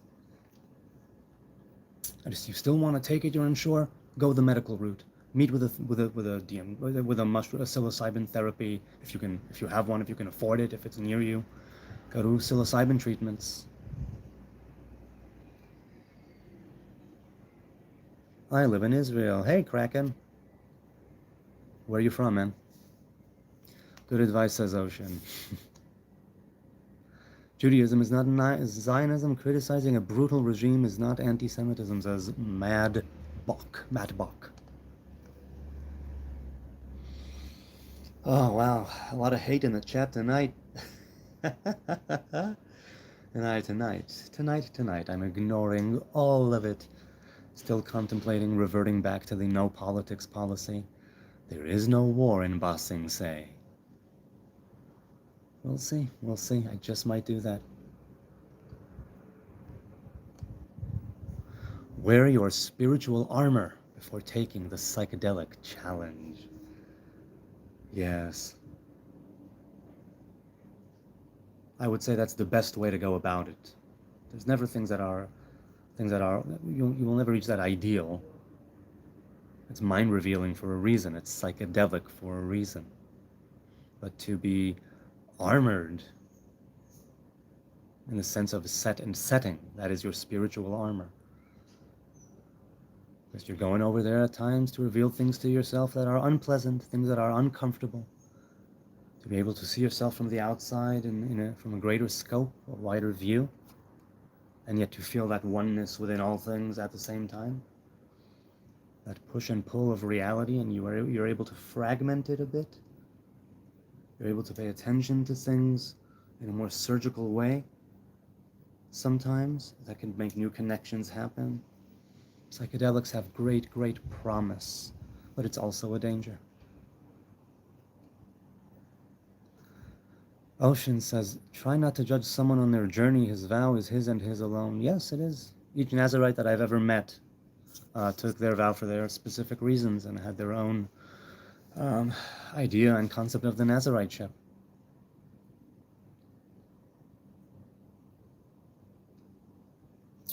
Living Dead Girl says, I'm sorry that I've thrown shade at Israel when I disagree with the nation's leadership.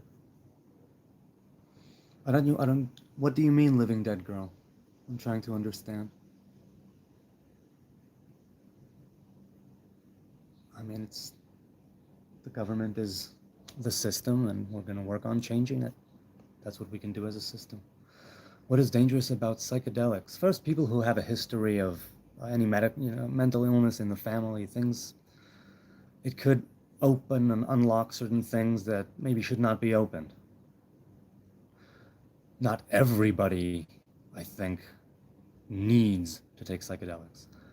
I'll bet for the majority of the population, it will be a great eye-opening and life-transforming experience. And I would say wholly on the positive side for most cases. But there still is a danger there, so I feel the need to comment on the fact that revealing you to yourself under the bad or wrong set and setting can be horrific. Integrate that. I've never undergone a bad trip, but I can tell from how great it's been for me in the set and setting that I've chosen over the years, that on the other end of that spectrum, it must all be awful. That's dangerous. For some people, that's seriously dangerous because that can, like I said, unlock certain things, make certain connections towards the negative. If you're about to reveal you to yourself, you need to know a little bit about who you are and what you're doing. At least a bit. And if you're doing that psychedelic thing to get clued in more on yourself, okay, come as curious as can be, as comfortable as can be, because it might be a rough ride. That is dangerous. Mentally, it can be a strain on certain folk. That's what I think. Chat, am I wrong? You tell me. Do you think I'm wrong with what I'm saying? Relaxing nighttime vid. Yes, it's true, Robert Harrison. It is a relaxing nighttime vid. I wish I had more tea. Soon. I wish I had more Morty. Have you done them alone? Yes, I just said right before you showed up, I was talking about the fact that a few days ago was the 6-year anniversary of one of the greatest mushroom rituals I've ever undergone, which is out of the few times I took mushrooms, which was the Terence McKenna Alone in Silent Darkness hero dose route. That was just on the full moon from a few days ago and six years ago, and I remember it very, very well. So yes, I have done them alone more than once, more than twice, alone in silent darkness. And I've done them in some small company of friends and friends of friends and nothing more. I'm not a party person. I've never done drugs at a party or anything.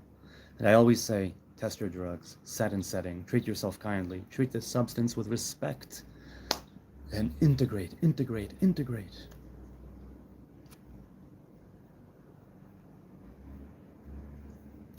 Empathy says, within your own faith, you are not allowed to eat them.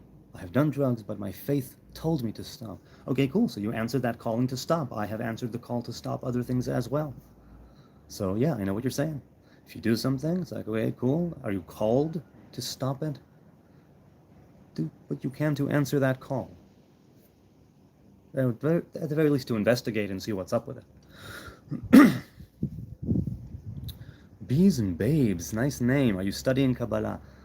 I've been a student of the Tree of Life since I'm 16, but I still consider myself to be a novice and studying introduction to introductions of introduction. Moderation is key to a happy, healthy life. I agree, and well said, well said. It really is. Bemida. My sister accidentally poisoned me, says Living Dead Girl. She picked a Jerusalem cherry and added it to our salads. We had horrible gastrointestinal distress. Yikes, when was this? When did that happen? That sounds like quite an ordeal.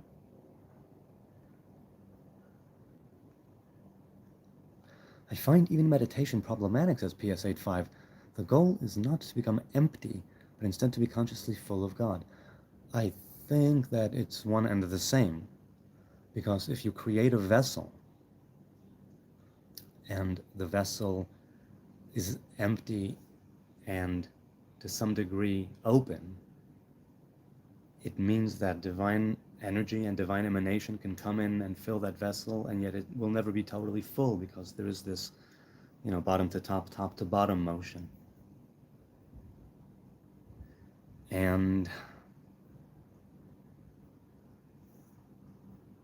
not to become empty. Rabbi Mikotsk, ein shalem milev shavur. It's not a question of being, you can look at it as empty, or you can look at it as full enough and always more, because there's something siphoning, right? Again, that bottom to top. The vessel has a kind of opening, let's say, at the bottom. And so you get enough of what you need in that vessel, and always striving for more. And in doing so, you're also feeding into another system from bottom to top. The goal of meditation is not necessarily to become empty.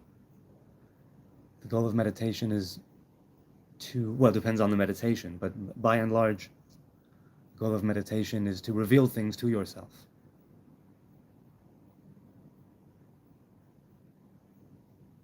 Ultimately, to become more than you are.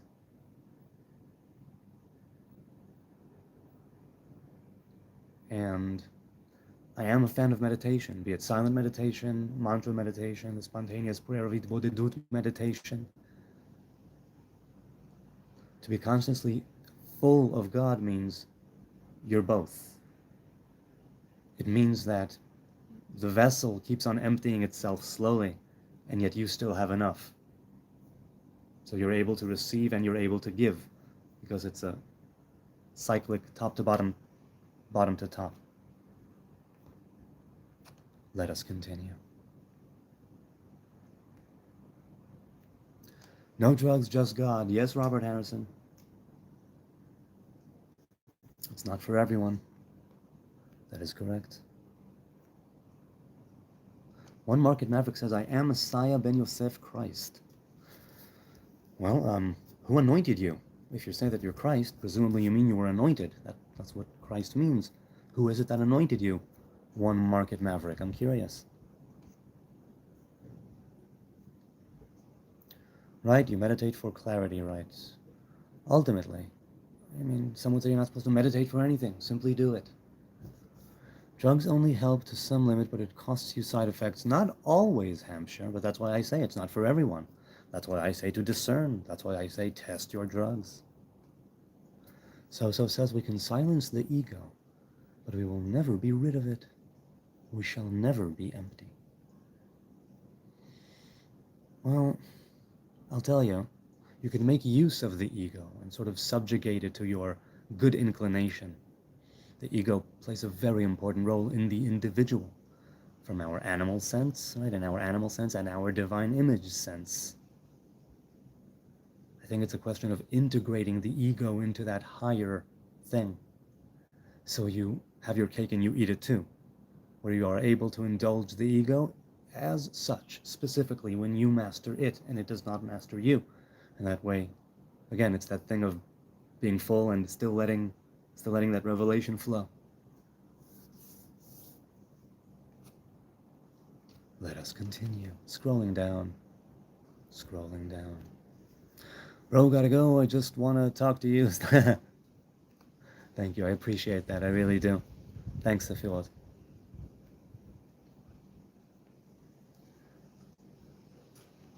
He won't answer. Ask yourself why, says Mike Price. Yes, hey, chat, why don't you give Mike Price the 411 on what's going on today in the chat?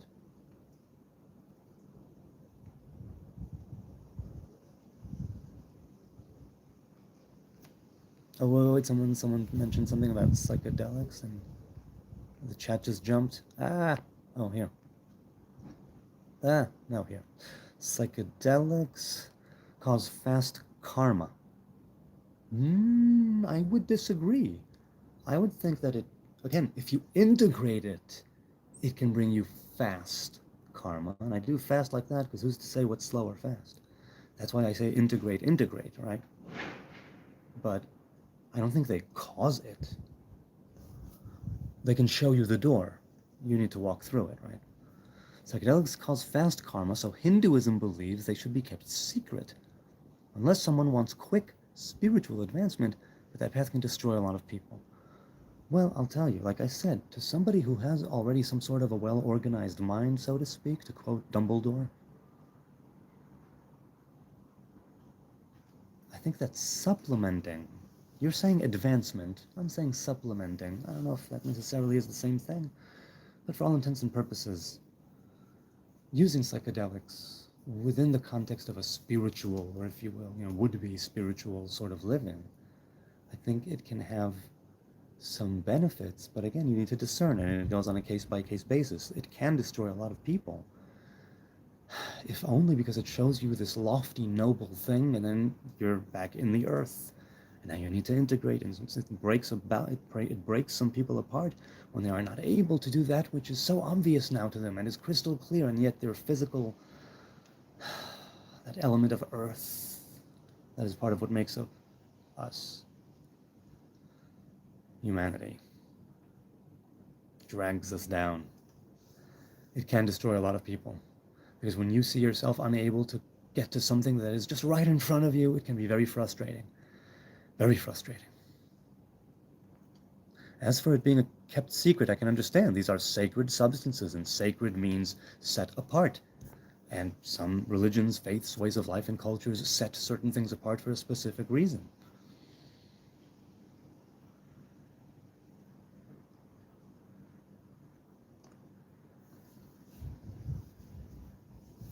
Let's continue scrolling down. I think most people have mental illness in their family, and many of which have done psychedelics with no issues. I don't like the idea of telling people not to because of that. Bo, they may be missing out. Yes, they might be missing out.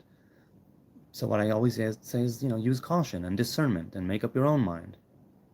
Set and setting also include, I suppose they also include that in the larger, to the, in the greater scope of things.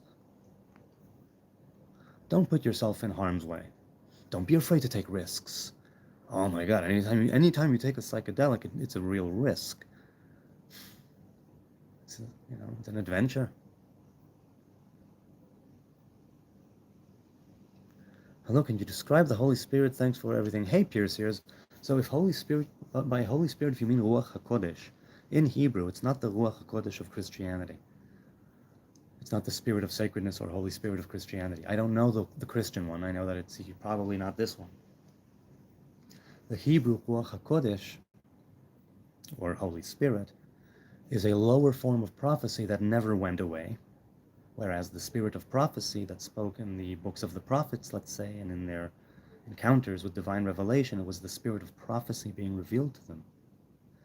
And in the writings, for instance, which were written in the spirit of sacredness, Ruach HaKodesh, but not in the spirit of prophecy, they are on a lower tier revelation, and as such a lower tier of sacredness.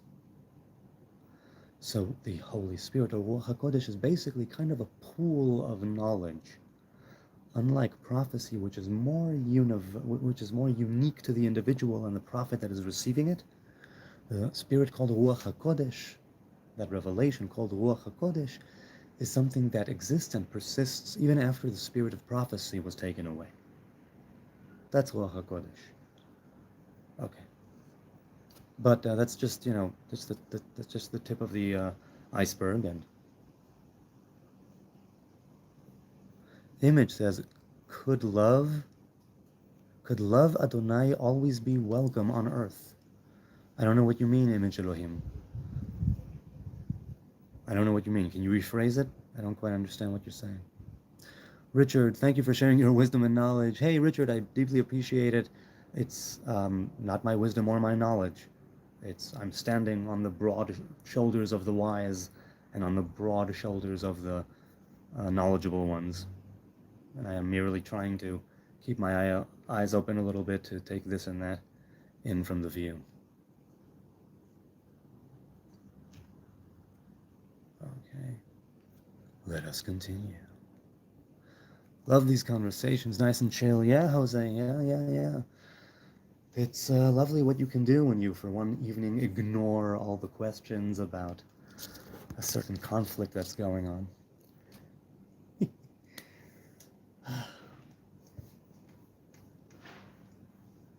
Mr. Jones, he says, turn the line up, brother. No, there's no, I mean, I have a couple of lights on.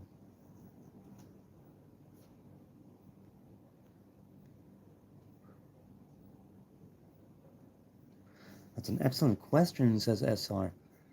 The Holy Spirit is present in the Old Testament. How does a Jewish person see the importance of Holy Spirit in books like Genesis, Isaiah, and Proverbs? Well, tell me if that answer or addressing of that question was not, if I missed something, let me know.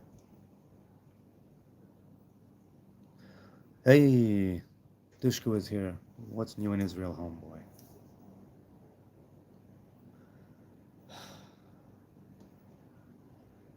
It's a new Shabbos. That's what it was. It was a new Shabbos. That's what's new, and now it's the end of Shabbos. Anyway, let's give just a quick moment to think of all the people who do have to go to work on Saturday night. I did that for a few years, where I had to go in every now and then on Saturday night. Ugh, not fun. Image Elohim says, that I read several times, thanks Adonai. Is not better praise, welcome Adonai? When you receive a praise, don't you answer thanks? Must not Adonai be exalted?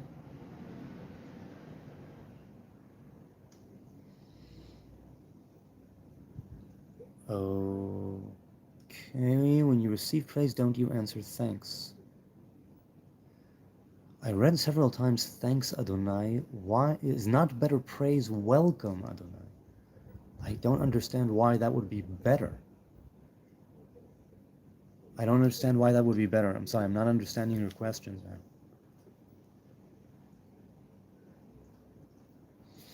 now. SR says, I've seen people repent of psychedelics and be free from lying voices. Psychedelics can cause what would be diagnosed as schizophrenia. Yeah, which is why I say you need to, if you have a history of schizophrenia, mental disorders, or mental illness in your family, you might want to, do it under, if any time, under medical supervision.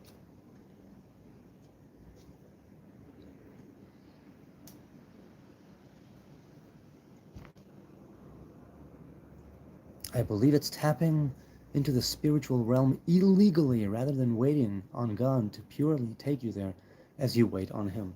Some people say that, yes. Some people say that. But I think that it is still irrevocably you revealing you to yourself. And so, if it causes you to take a long, hard look at yourself in certain ways and amend your ways and integrate more positive ways of being into your everyday life, then it's very much worth the journey. Not to do necessarily regularly, maybe only once or twice in your life. If you have some sort of life, if you're already leading a spiritual life and you're at a crossroads and you're looking for something organic, even, right, like a mushroom, to communicate with, and for it to reveal to you something, about yourself, to see yourself a bit more from the outside and deeper inside at the same time. So, it's not a question of legality. If you say it's a question of merit, then maybe there is something to go on. It's not a question of legality or illegality of spiritual use of psychedelic plants or substances. That's at least how I see it, but you do you.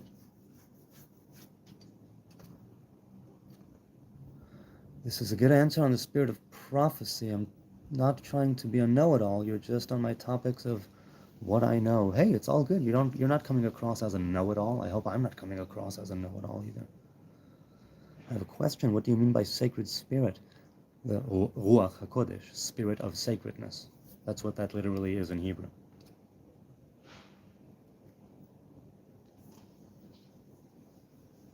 Here says, are drinks described as spirits really influenced by a literal spirit? No, I don't think so. Though perhaps after you chug a few of those chasers, maybe you would feel like it was influenced by a literal spirit.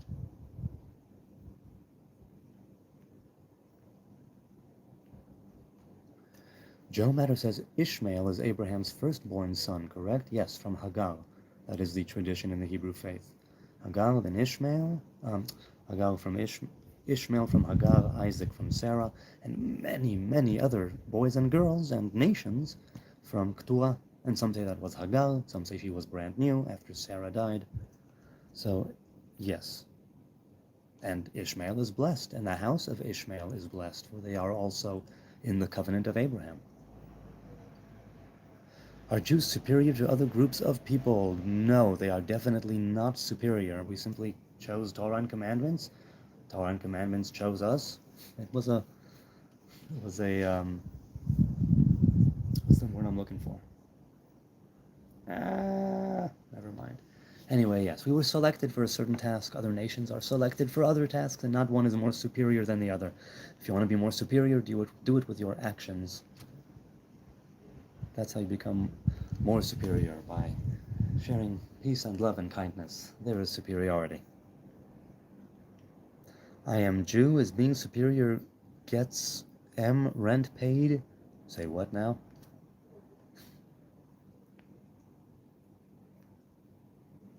Image Elohim says, not in Hebrew. In some modern Bibles is literally written, thank Adonai, welcome Cain. And Cain was famous to not be a child that honor parents. So is not better practice Adonai with welcome? Is not better praise? So is not better praise Adonai with welcome? Well, I can't tell you about what is written in modern Bibles, because I don't read them. I read the ones in Hebrew, usually, the one in Hebrew. Not to be a child to honor the parents. Esau is also blessed. He received blessings. Yes, he had something to say about the order in which they were given, but he is also blessed. So I'm not quite understanding in reference to the modern Bibles and what's literally written there, and I wouldn't want to touch on things I don't know. I mean, like, yeast is alive. Does yeast have a soul? No, the four levels traditionally are the mineral, let's say, animal, and vegetable, animal, and speaking. That's the hierarchy, corresponding to Yod, He, Vav, He, Datzcham.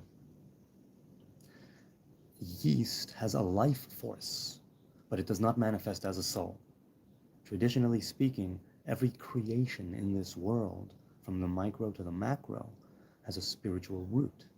And that spiritual root is what gives it the divine influence, shall we say, that it's been assigned to within the network of the tree of life. So, that revelation of soul that comes from the world of Bria, also, right, corresponding the four worlds of the Kabbalah, the four traditional worlds, also corresponding to Yod He Vav He. The soul comes from a place called Bina, from the place called Bria. Whereas something like yeast, that is the element of earth, and that grows from the earth, it does not have a soul. It has a different sort of life force corresponding to a different world that is lower in the hierarchy of revelation. Yeast is alive in the sense that there is a divine life force that is sustaining it via the spiritual root to which it is connected. But it's not alive in the sense that human beings are alive, imbued with that spirit of God, that breath of life, if you will, the image of God in which we are created. The yeast itself is comprised of the 10 Sfirot, but we represent the potential of the 10 Sfirot in earnest.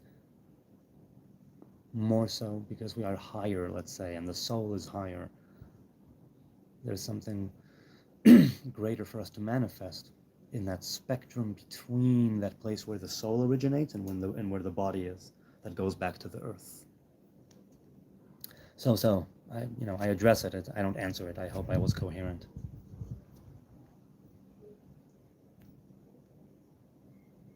Tell me if I was making any sense.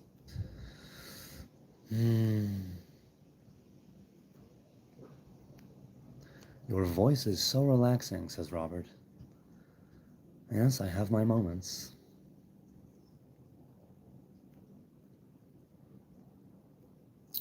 Play your guitar soft. I should bring the guitar. No, it's too late. Too late to. I'm outside. There are neighbors here. I'm already speaking. I won't do the guitar.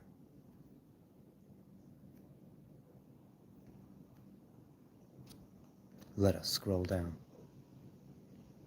So says, I love your pearls of wisdom. Thanks, man. I appreciate it. Again, not my pearls.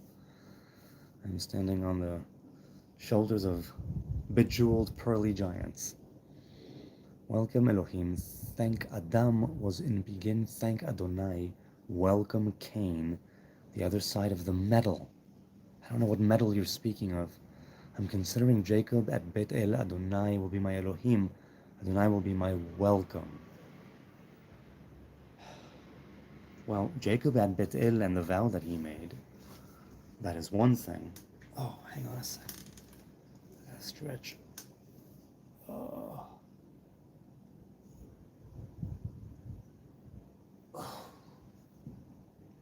Oh man. Wow, it's been 2 hours. It has been 2 hours. I'm loving this. This is so much fun. Hey, Milosh. Hey, you. Out there on the road, getting lonely, getting old. Can you hear me? Hey, you. Doctor, who, what, where? It's hilarious watching Goyim defend him.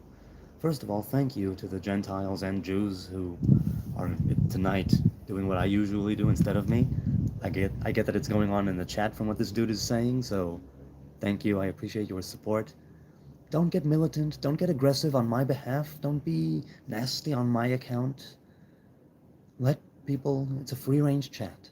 Let people do what they will. Let people say what they will. Let people react how they will. And if you're going to say something, try to be civil, despite the keyboard rage. But who am I to tell you what to do, huh? Ripping queefs in support. Yes, Lady Rose West coming in hot. There's nothing like a hot queef on a Saturday night.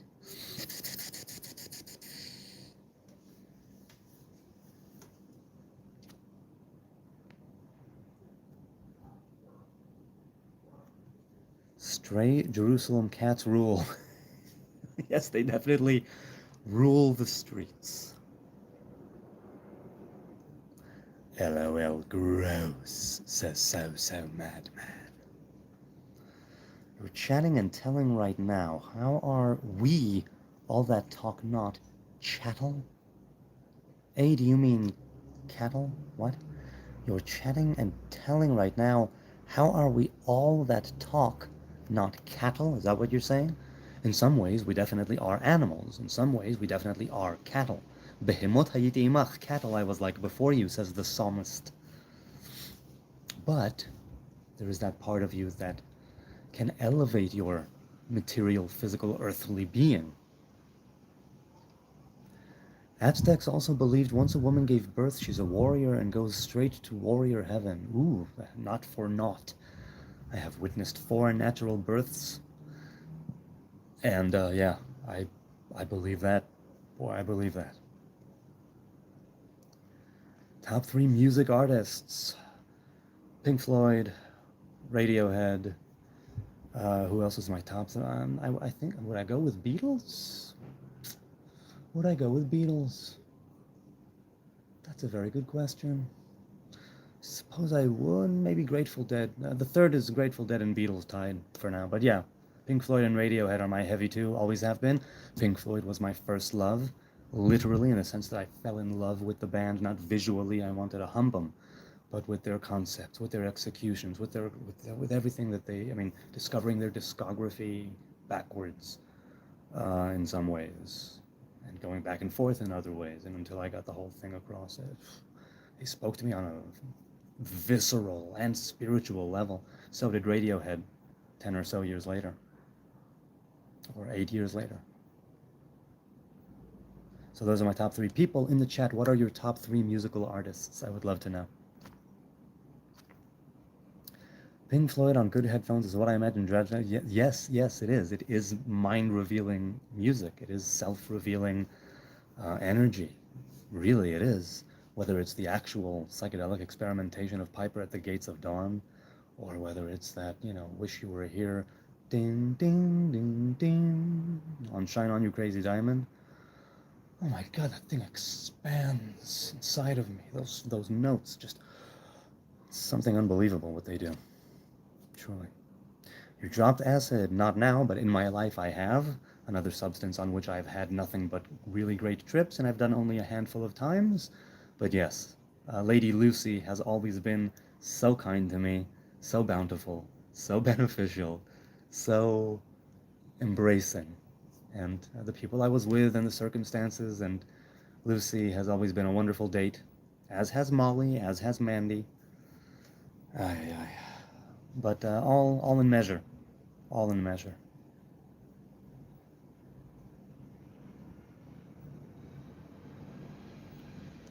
Fluff says, you have yet to have stated a view I disagree with, and on your music taste, the fact still remains.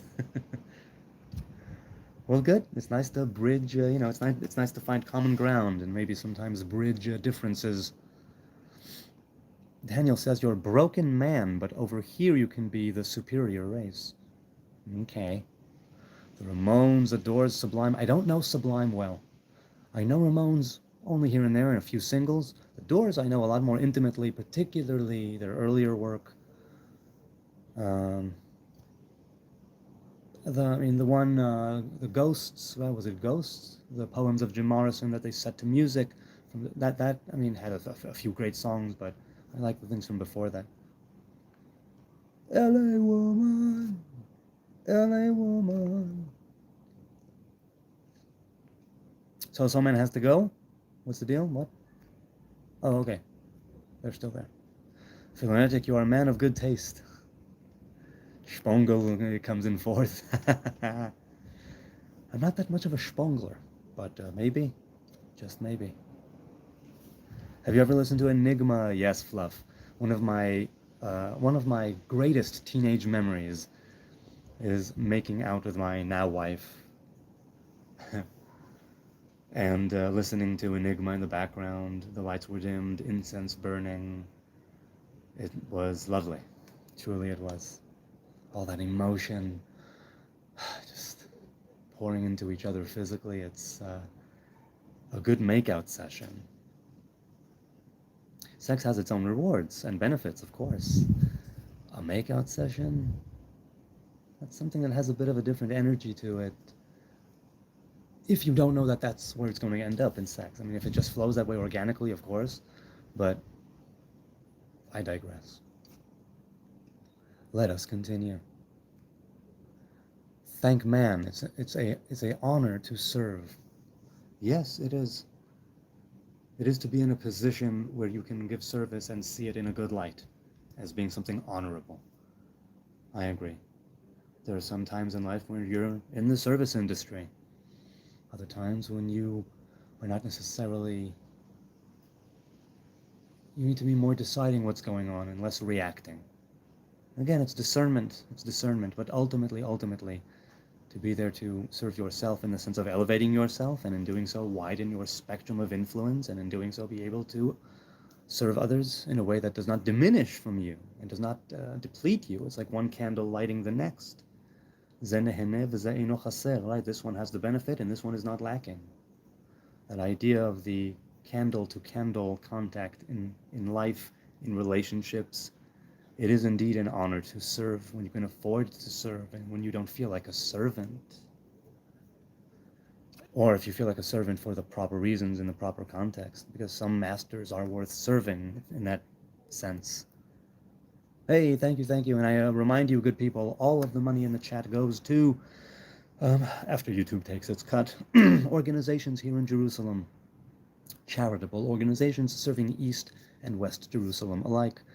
Druze, Jews, Christian, Baha'i, Hindu, Rasta, Shinto, I don't know who, individuals, families. If you're in need, they will care for you. Did your electricity get shut down? No, I'm just outside, Judge. I'm just outside and there's not a lot of light. Charity Ocean, yes. And I'm as transparent as I can be about this. Check out my posts in the community tab.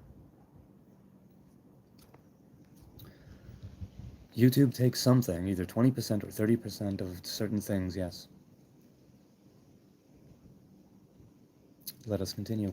Greetings, happy vibes are abundant here. Hey, R2, it's good to see you.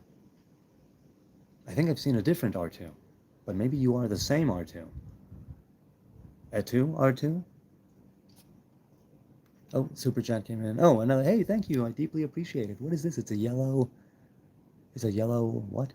Oh, it's snoring? Are you saying that I should go to sleep? Do you live Jerusalem? Yes, I do, Francis. I live in Jerusalem. 30% YouTube takes. Well, whatever ends up in my bank account goes to charity.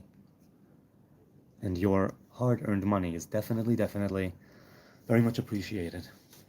Your contributions to Zion. May their merit last.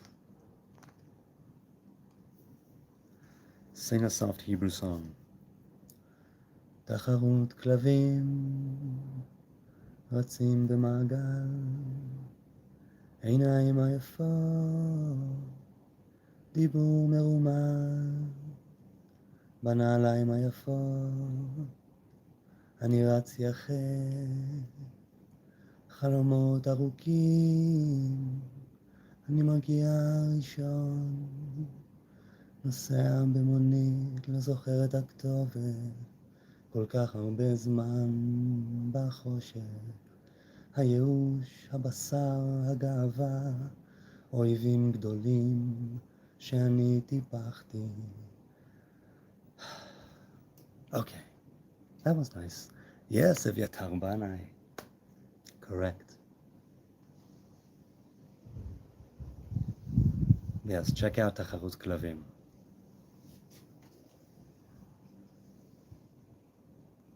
I mean, I could have kept going, but I have to think of you people and not subjecting you to it. It is part of Satanism, Danielle says. Well, here's the thing. I'm not a Satanist, and I don't know who you're reacting to, but I did read a bit of the Satanic Bible as a teenager, and I looked into Levian Satanism not to practice it, but to see what it's about. It makes some very good points, I must say.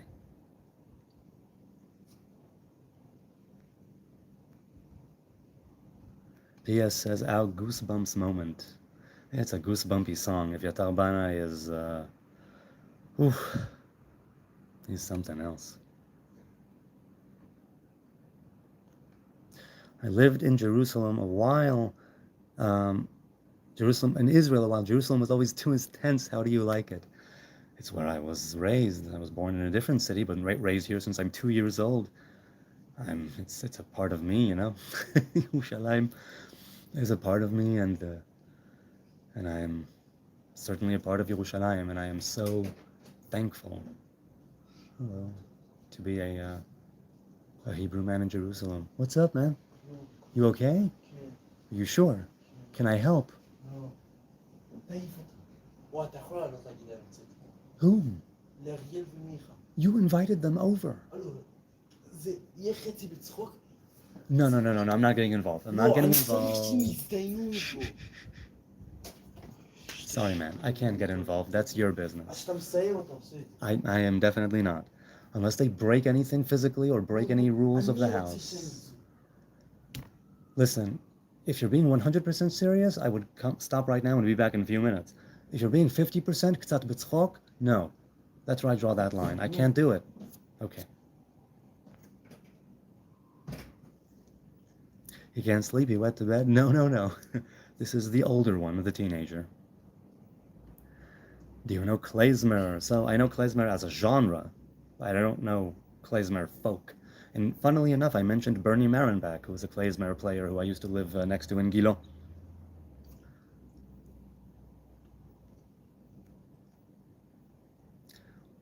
What did he want? He wanted me to kick a couple of his friends out of his room.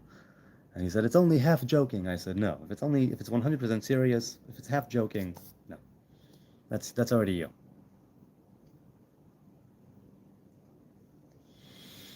Danielle says, and if you have eyes and a mind, you can read the Torah and tell that they are Satanists. Yes, if you want to see Satanism, be it Levian Satanism or devil worship in the Torah, you definitely will see it. The Torah is a manifestation of, in this world, the written Torah is a manifestation of things that are good and evil. Right? If you want to see the good in the Torah, you'll see it. If you want to see the evil in the Torah, you'll see it. It all depends on the lens through which you view the Torah. What is it that you are emphasizing? What is it that you are drawn to? What is it that is calling to you from the Torah? To look at it as something that you have a personal relationship with.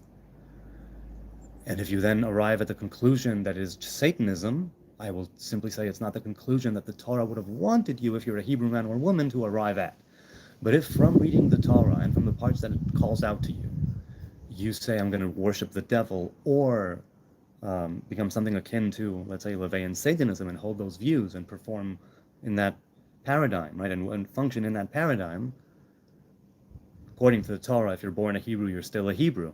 And second of all, if it aims you at you being a better place, and you being a better person, and you being a trustworthy person of integrity and good character, and if you're able to bring forth that divine image in which you were personally created to bring it to the foreground and manifest it in the world, who am I to gatekeep and say it's this and that and that?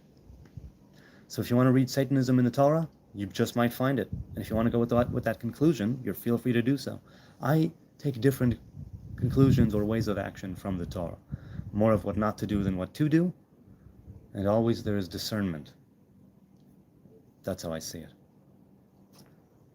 The moon. Can I have the moon? No, it's just outside of range of my ocular organs. So no. You tend to find what you are looking for. Yes, that's right, exactly.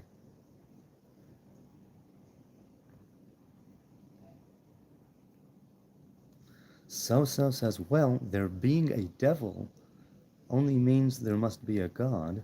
Congratulations, you found God by being made aware of the devil. Yes, those who devil worship may actually, that might be true to them, but I don't judge. A very calming, peaceful, beautiful video. Yes, I'm enjoying this live stream very much.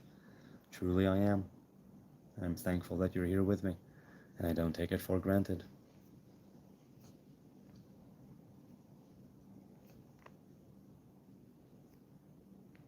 Let us continue. Satanism is about the self, says Philonetic. It's a fun read, bad religion. I assume I mean, I don't know. I don't know many Satanists, so I don't know. But yeah, there's definitely potential there in the sense that how do you conceptualize the self as opposed to others? What allowances do you make? What boundaries do you place in the ground?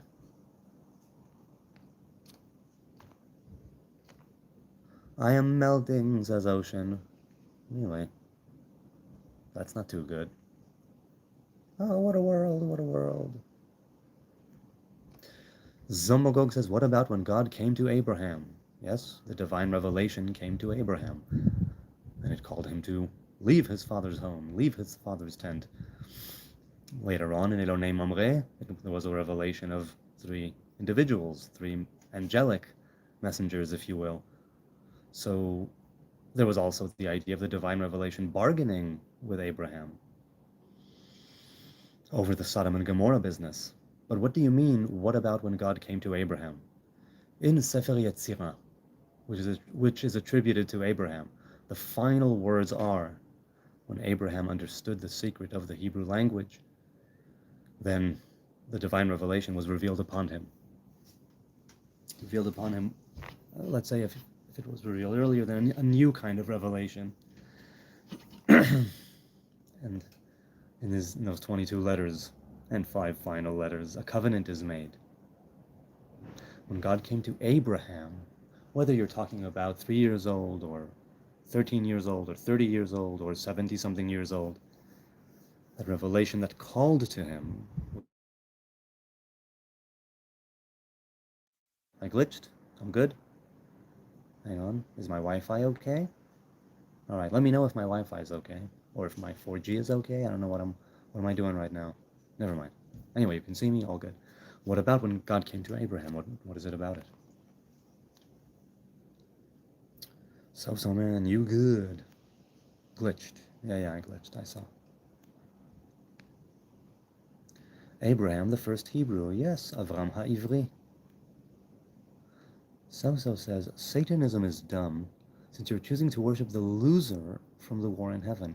Well, as a Hebrew who doesn't go with the whole war in heaven thing, and the devil being a rogue angel who rebelled, wanted to take the throne that does not exist. Right? Satan, the adversary, the Samech Mem, is a servant of Adonai, and he is doing his job in earnest, him and all the other messengers and emissaries of the dark side of the Force.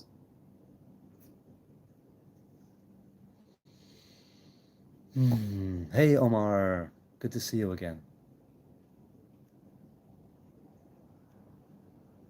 Where are you, man? Hi, official secret in Jerusalem. Where are you?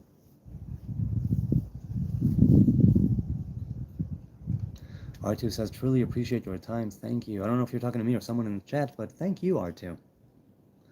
Your positive vibration, your support, all of you out there is so deeply appreciated. Every like, every sub, every view, every contribution, every comment, the lovers, the haters, the spammers, the Nazis, the vitriol slingers, the ones who swipe away in horror. It's all welcome. It's all win, win, win, win, win, win, all the way around. And I appreciate your time and your kind attention. Brooke says, can someone please explain the Talmud is different than Torah, please? It's different than Torah in the sense that it's A, oral Torah, and B, was never meant to be written down. Unlike the Torah that was written, that was meant to be written down, and that makes it vastly different. Also, the idea of the Talmud being the interpretation and extrapolation of the Mishnah being the oral Torah that was written after the destruction of the Second Temple. So that's the difference. The revelation was to Moses, and over there the revelation was to the sages, to the Tanaim and the Amoraim, the sages of the Mishnah and the Talmud. That's the main difference. They correspond to different divine revelations, right? The masculine is the written Torah, and the feminine is the spoken oral Torah. The oral Torah was not meant to remain in a book 2,000 years ago. It was supposed to remain oral and progress and evolve and keep going. And in some ways we are very much stuck because of exile and destruction.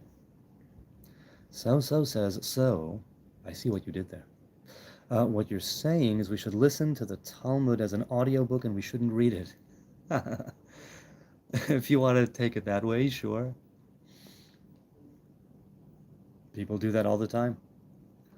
I just learned I am Jewish by blood from Prussia. Voila. Well, welcome to the tribes. It's nice to have you here. Baruch haba. This isn't a Jewish person, says Danielle. Okay. I am a Hebrew from the tribe of Levi, from the kingdom of Judah. By all of those three measures, I am Jewish. So you tell me, why am I not Jewish? What's your favorite food from Israel? Now, what do you mean from Israel? In Israel? Because my favorite food is probably, falafel belafa. That's probably my favorite food. I love it. I don't have it that often, but pretty often, and I love it.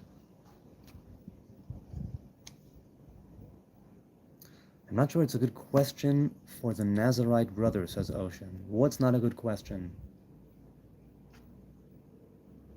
TV. Hey, TV, good to see you again. A calming Nazarite, says Robert.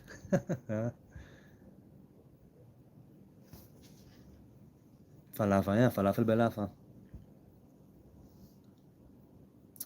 My name's Joseph. Oh, sorry, I've been calling you Jose for a very long time just because I probably called you Joseph at some point, but okay. So, I'll try and remember that, but please understand if I revert to Jose. I know Jose is with an S, right? It's Jose. Do you have to follow the Ten Commandments to be Jewish? No, to be Jewish halachically, rabbinically, you need to be born to a Jewish mother or convert. And if you want the Torah and the Ten Commandments to be binding, then that's what it is. That's when it's binding. If you convert or you come from a Jewish mother. Before that, it was a Jewish father. They are called Zera Yisrael. That was changed after the exile from Babylon, after the return from Zion. Do you follow the 615? It's 613 traditionally, and I do not follow all of them, though I do follow a few things that are equated, according to our sages, with all of them. A person alone cannot complete 613 commandments, not least of which because the bulk of them are directly to do with temple worship and ritual worship. And in that sense, we are left now with the remnants and what we can perform of the commandments, which is still plenty and ample. But I don't perform them all. Yet I do try to do things that are equated with all of them, and perform mitzvahs when they present themselves to me. Yes, it is a lot of rules, because discipline equals freedom, as Jocko Willing says. Discipline equals freedom, and many other people have said it, but he's recently been in my Akira the Dawn Get After It gym playlist. Discipline equals freedom, equals freedom, equals freedom, equals freedom, equals freedom. 600 WTF, yes TV, 613, abbreviated in an acronym as Taryag. That's the Gematria, Tafresh Yod Gimel. He is Jewish, Daniel, says Gavriel. Yes, some people just cannot wrap their schnoz around the fact that I'm a Heb, a Shylock, a happy merchant. Have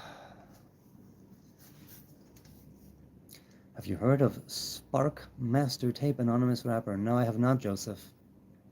Ocean says LMAO. It's nice to laugh your ass off, isn't it? It's nice to laugh your ass off.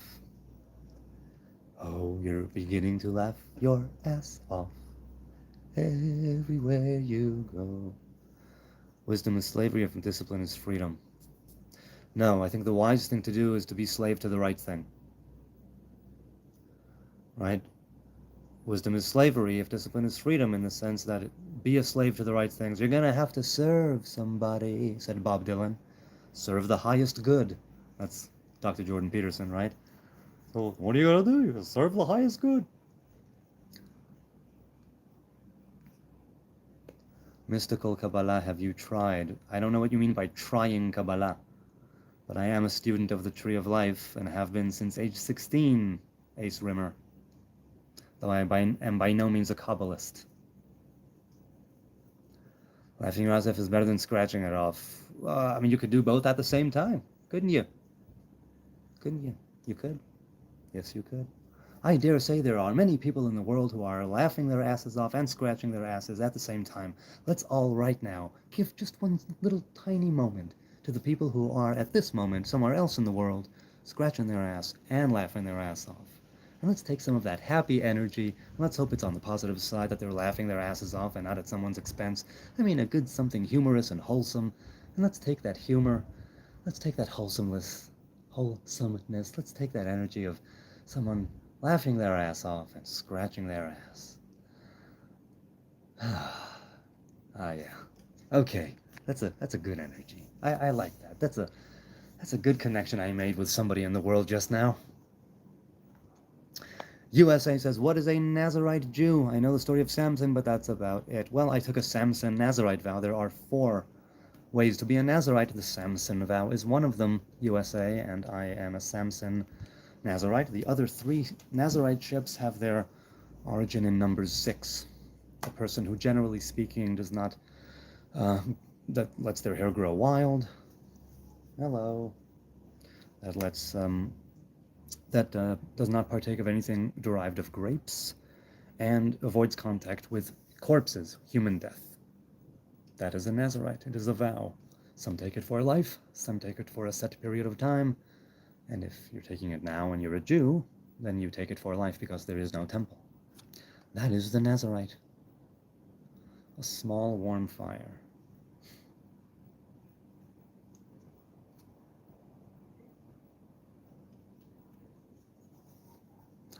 I'm in Australia and I did just scratch my ass. Nice TV, there you go. Maybe you're the dude that I made the connection with. Me too, it itches as he said it, huh? We've got some psychosomatic action going on tonight at the Hebrew Nazarite. Am I right? Like watching Jeffrey Dahmer explain his cupcakes recipe. Yes, I am compartmentalizing. Danielle, wow, you have it all over me. You've already dissected my entire being. You know my whole psychological profile. Wow, you must be the greatest, most knowledgeable, most discerning, and most acute user in this chat that I've ever seen. Congratulations to you. Use that high IQ and keen insight into bettering the world. And if that means to keep on doing whatever you think you're doing in the chat that you think is doing the right thing, do that.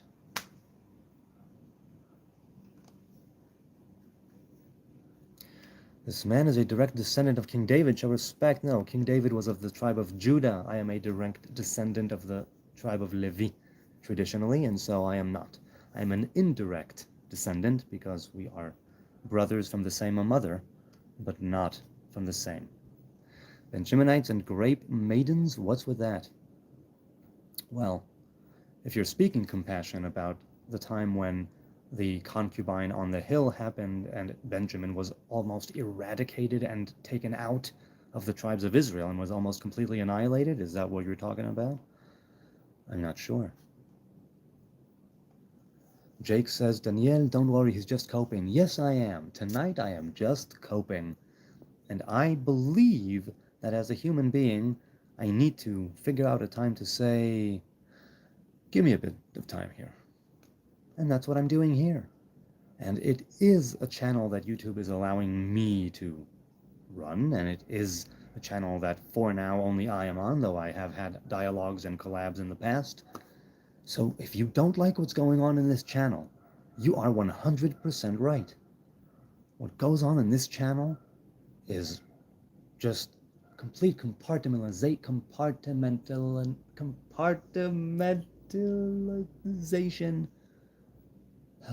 compartmentalizing of everything in the world, skipping questions, I'm ignoring, it says a lot about me, it's very telling, can you believe this, he's a coward. I just don't care what you have to say tonight. On any other night, maybe we would get into it. Tonight is a very different night. And so, you have the prerogative to do what you want and swipe away. Swipe away. Compassion, thank you. I remind you people that what you give goes to charity here in Jerusalem, and I really appreciate it. Ocean says, I dislike those half-written and even less thought-out comments. You talking about someone specific now in the chat, or, I mean, life is bigger than any book. Yes. Pray your situation improves. We all love you. Thank you. Sending love back from Jerusalem. Sending some positive vibration.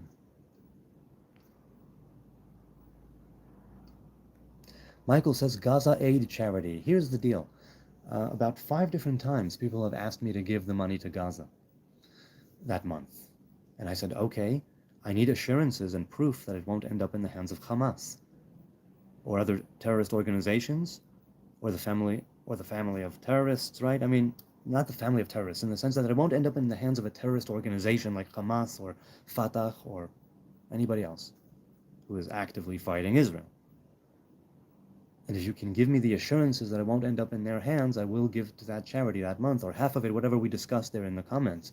And they always, 5 out of 5 times or so, or 6 out of 6, whatever it was, so far they have disappeared into thin air. And I don't want to give your hard-earned money to a terrorist organization. I don't think you want me to give it to a terrorist organization, even if you do say give it to Gaza. So I'm thinking, you hook me up with someone, I'll buy the diapers, the formula. Right now, yesterday, today, right, is August, and July, just over 1,000 shekel was donated to charity. YouTube will take some of it, or maybe it's after, I don't know, maybe it's just going to be, I don't know, but I think the estimated revenue right now is something close to 1,000 shekel or so.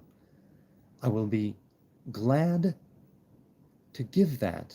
I give locally here in Jerusalem, but to make an exception, let's say, out of the few times that I've been monetized so far, and again, I said yes, but to make the exception, if you can actually give me a name, a number, someone to DM, I would give this 1,000 shekel.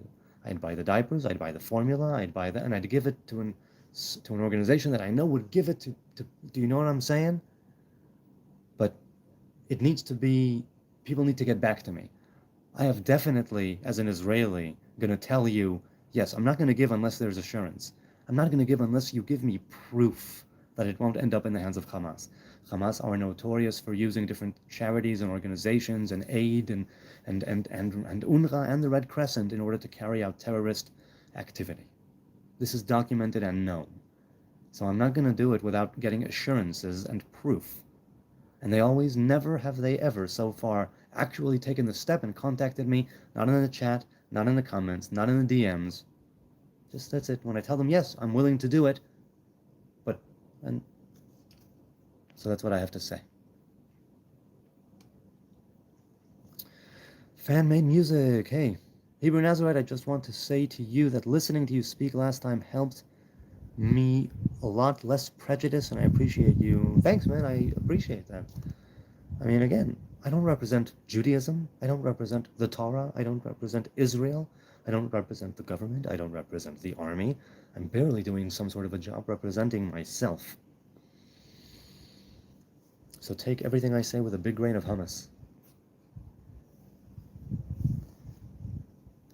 Ocean said, now that I know this, I will contact you about some charities later. God bless you, Nazarite brother. Now, please do consider that I try to give locally, and I do give locally. This is going to be, I got the first payment in February, so February, March, April, May, June, July. So this payment that will arrive in August will be the 6th payment from YouTube. A few, like, just about 7,000 shekel overall, which is a lot of money, has been handed out. So yeah, get and I do want to give locally, but I do want to also have the innocent Gazan babies and toddlers have diapers and formula and other baby things if they don't have them. Okay. Yeah, he's not a Jew either. Hey, Danielle. You still haven't answered, or maybe I just didn't see. My apologies. What am I? I told you, I am a Hebrew, raised religious in Jerusalem, living in Jerusalem, broadcasting to you, traditionally a Levite, trying to keep the Torah, trying to keep the commandments.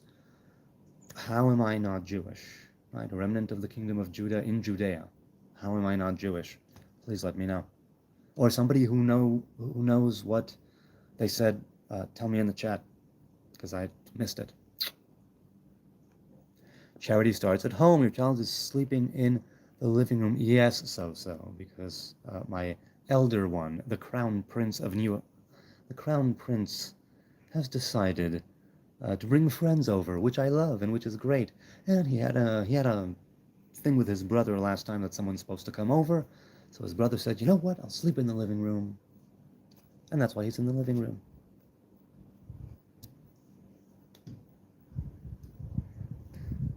Alfie says, what are the 10 Commandments? Traditionally, they were 10 utterances that were revealed to the people of Israel at Mount Sinai. There is a midrash that says that God spoke the first 2 and Moses relayed the other 8. Or there are those who say, no, the entirety of the 10 So it's the revelation that unified and fused the people of Israel together. It's a covenant of the do's and don'ts that are not commandments, by the way. In Hebrew, it's not Aseret HaMitzvot, the 10 Commandments. In Hebrew, it's Aseret HaDvarim or Aseret HaDibrot. It is the 10 utterances, the 10 sayings. There are commandments that are derived from those 10 sayings, but the intricacies, right, and the ins and outs of how you carry out and perform the different commandments attributed to the 10 Commandments, that's more than just 10. So those are the 10 Commandments. Now, if you're saying, what are they? If you want me to enumerate them, the entirety of the 10, is that what you want me to do? Let me know.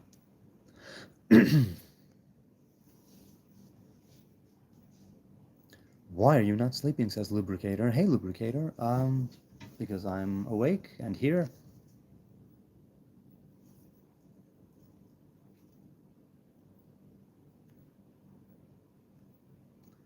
Why are people so obsessed with you being Jewish or not? Is seeing a Jew like seeing Bigfoot or something? Yes, that's actually kind of the thing. I am this mythical folklore legend of a creature. How do you like Tel Aviv? I mean, I'm not against Tel Aviv, it's just, I don't go there much. I'm more of a homebody. We'd be at the city of Jerusalem or my actual home. I'm more of a homebody. I've been to the beach there a few times. I've been to Superland a few times. I've been to Ganei Arucha a few times. But I've been to a few job interviews there. But I don't go much to Tel Aviv at all. I don't leave Jerusalem much. I love being at home. I really do. I'm going out sometimes, but I love being at home. It's my favorite place to be. It really, truly is. Ocean says, gotta go. Good night. I will catch you on the next one. This was really nice. I really liked it. Thank you. It's nice that you liked it. I'll catch you next time.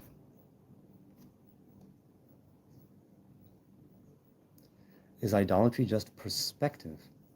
Like in Hinduism, work under Noahide laws if they view the many gods as aspect of one god. Well, that is what it is. That is what the 10 Sfirot are, right? They are the different aspects or attributes of the divine, but they are not the divine.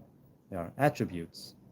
So if you consider it part of God and you worshiping it, then I would say no, it still would cross a line. Because if it's an idol, it means it's some sort of an image, and we, the Hebrew people, received no such image. There's no tradition of an image that we saw. We heard a revelation of a voice. So for all the other nations, I would say, okay, it could work if the Hindus are under the Noahide laws for them, if they viewed it as one aspect, right, of many gods. In that sense, it could. It still won't be for the Hebrew people, because you're mentioning the Noahide laws, but conceptually speaking, that might be where it's like, okay, so on the one hand, you acknowledge that it's not a deity in and of itself, and that it's part of, it's a manifestation of that one God, an aspect. And in that sense, it's closer to the Hebrew faith. And then you turn around and say, but, I still want to worship it as that part of God that is one. And I would say that I can't tell you. I can't tell you. I do know that there is that idea of the eyes having that limited spectrum, and seeing is believing. That will be eventually elevated when we elevate ourselves. That's why it says, "V'ha'elilim karot yikaretun." Eventually the idols will be taken out of the equation, in the very same way that ultimately death itself will be taken out of the equation. And on the way to that, different things will happen. The idea of bowing down to a sigil, an image, an icon, it's simply not something that we have in the Hebrew faith. Can it work with Hinduism in the context of the Noahide laws is something that's above my pay grade, and I suppose in some ways it could. Just maybe, but you'd have to ask others who are more versed in the Noahide laws and in the laws of idolatry for the nations, because I know that in Israel it would be still prohibited, because Israel is a place where idol worship is prohibited, even for the Gentiles here, who are righteous Gentiles. Then it's right. Other places they may have their own thing. Kimbo says, "You can't drive." I can't drive well. I can drive. I only got my license about a year and a half ago, and I don't own a car, and I don't get many chances to drive, and so I can drive, and I have the driver's license. I cannot drive well yet. Brother, are you still vegan? Yes, I am. 16 years and counting. Adilev, are you still self-righteous, Hebnaz? Oh, man. I am so self-important. I am so pompous. I am so self-righteous. I am the epitome of self-righteous buffoonery on steroids. Let us continue. Brother, are you still in the IDF? No, I was discharged 5 years ago from reserve duty.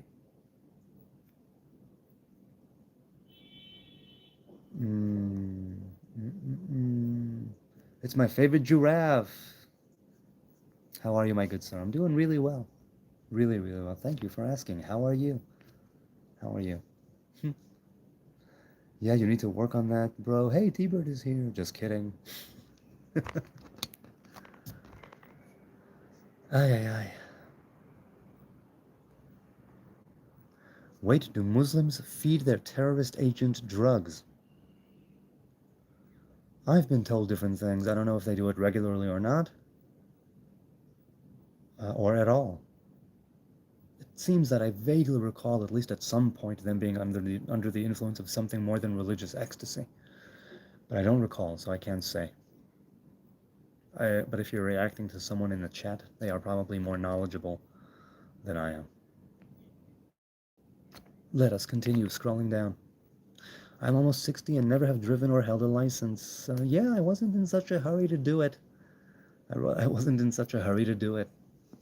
When I arrived there at the very first, the one at the desk was like, "What were you doing at 16? Everybody was getting your license. What were you doing?" I said, "I was going out with my future wife." So when I put it like that, and not in a gotcha sort of way, but in the sense of that's what I was doing at 16. Hey, T-Bird, love you, brother. Tony is here. Shalom, shalom. I watched you before the influx of haters, bro. I miss it. Hey, Spooky. It's all good. Roll with the punches. Roll with the punches. I heard American Special Forces use drugs as fan-made. What kind of drugs? Uppers, I would assume, at least for short-term operations, but I have no idea. I really don't. T-Bird says, "Shalom, everyone. Shalom indeed. Shalom indeed." MM is here. 100 IDF soldiers walked out of training because they found the drill sergeant too rude. Well, that's a drill sergeant for you.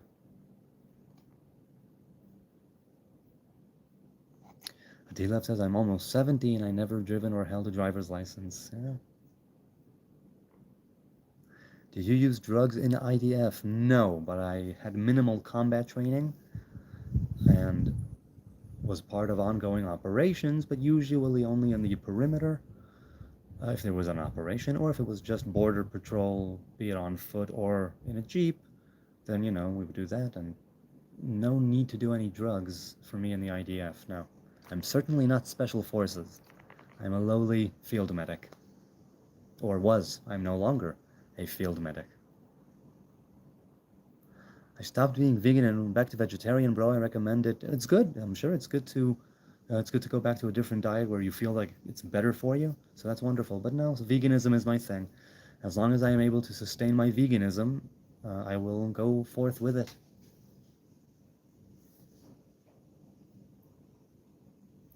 You hear about uppers, but wonder if any of them take psychedelics. I think that the traditional psychedelics of the synthetic and organic variety, if you were to take them before going into battle, I think that if you...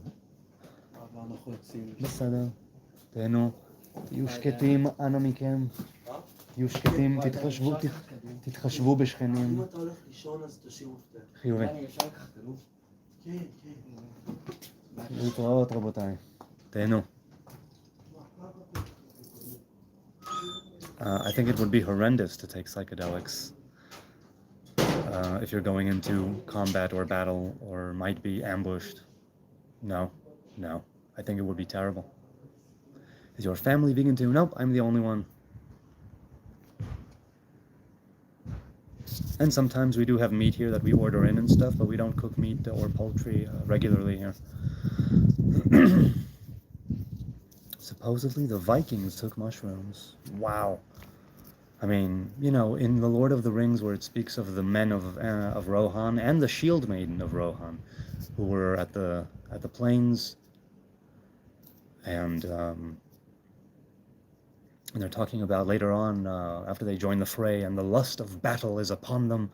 I can understand how, if you are trained the way they train them in the special forces, and you are taking a psychedelic substance, that it will amplify everything inside you that is telling you to achieve victory and to ensure mission success.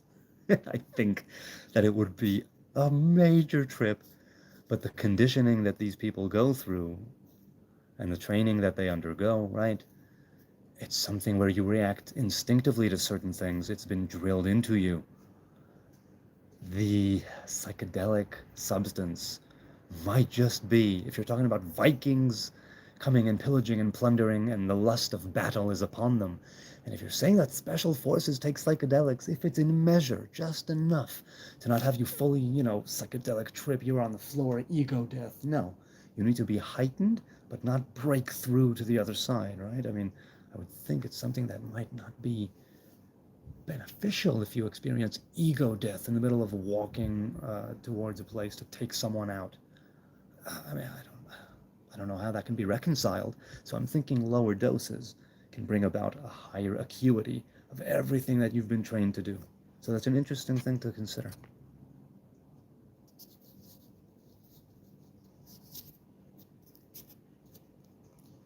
Jacob's ladder, says Tony. I recently learned there's a Jacob's ladder piercing. I was not aware of that. It's not safe for work if you want to. Usually it's not safe for work. Sometimes it is. Scooby-Dooby Jew made me laugh. Hey, Philonetic. Who's the Scooby-Dooby Jew? Is that somebody in the comments or me? Scooby snack time. Yep. Did you watch the movie Nuremberg? No, I did not. What were your thoughts on how Goring was portrayed? No, I did not watch it. I did not watch that film. God bless all the Jewish families forever, amen. God bless all humanity and all earthlings. God bless all creation. May we be able to act in such a way that we will facilitate those new channels opening up, the widening of the existing ones, the bountiful and life-affirming energies from on high. May they come, and may we be able to form the vessels due to our actions, our words, our day-to-day doings. Will we be able to form that vessel to receive divine revelation, circulate it back. You have a name? Jonathan or Jonathan is my name. Yes, indeed. And the Ashashin smoked and ate copious amounts of hash all the time, especially before battle. The words assassin and hashish come from Ashashin. I'm so told. Voila.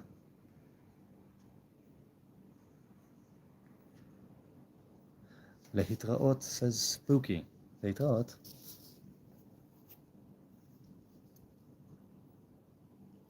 I don't like it, says Gabriel. People who hate Israel are just hateful people or misinformed. No.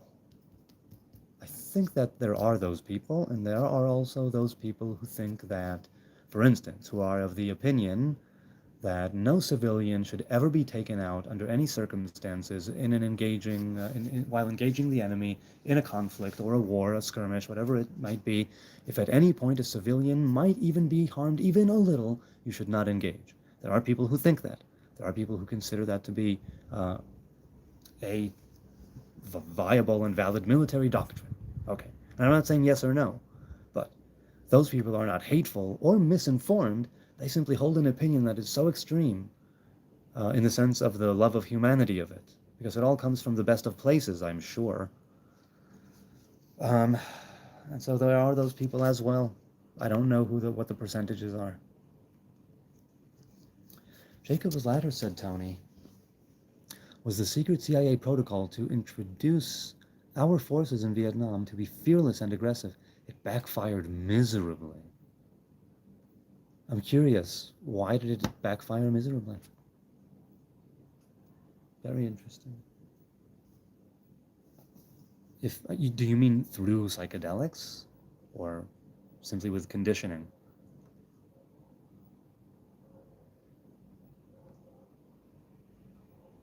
That's such an Assassin's Creed thing to know, says Kraken. I've never played Assassin's Creed.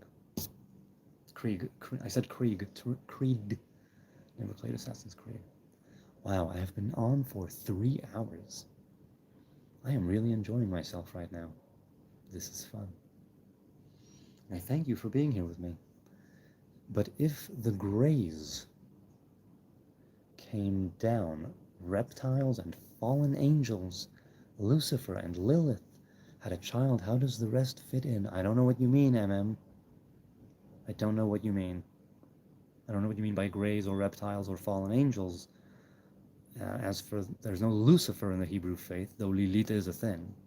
But you're shooting, I don't know what you're saying. Maybe it's Christian. Probably it's Christian.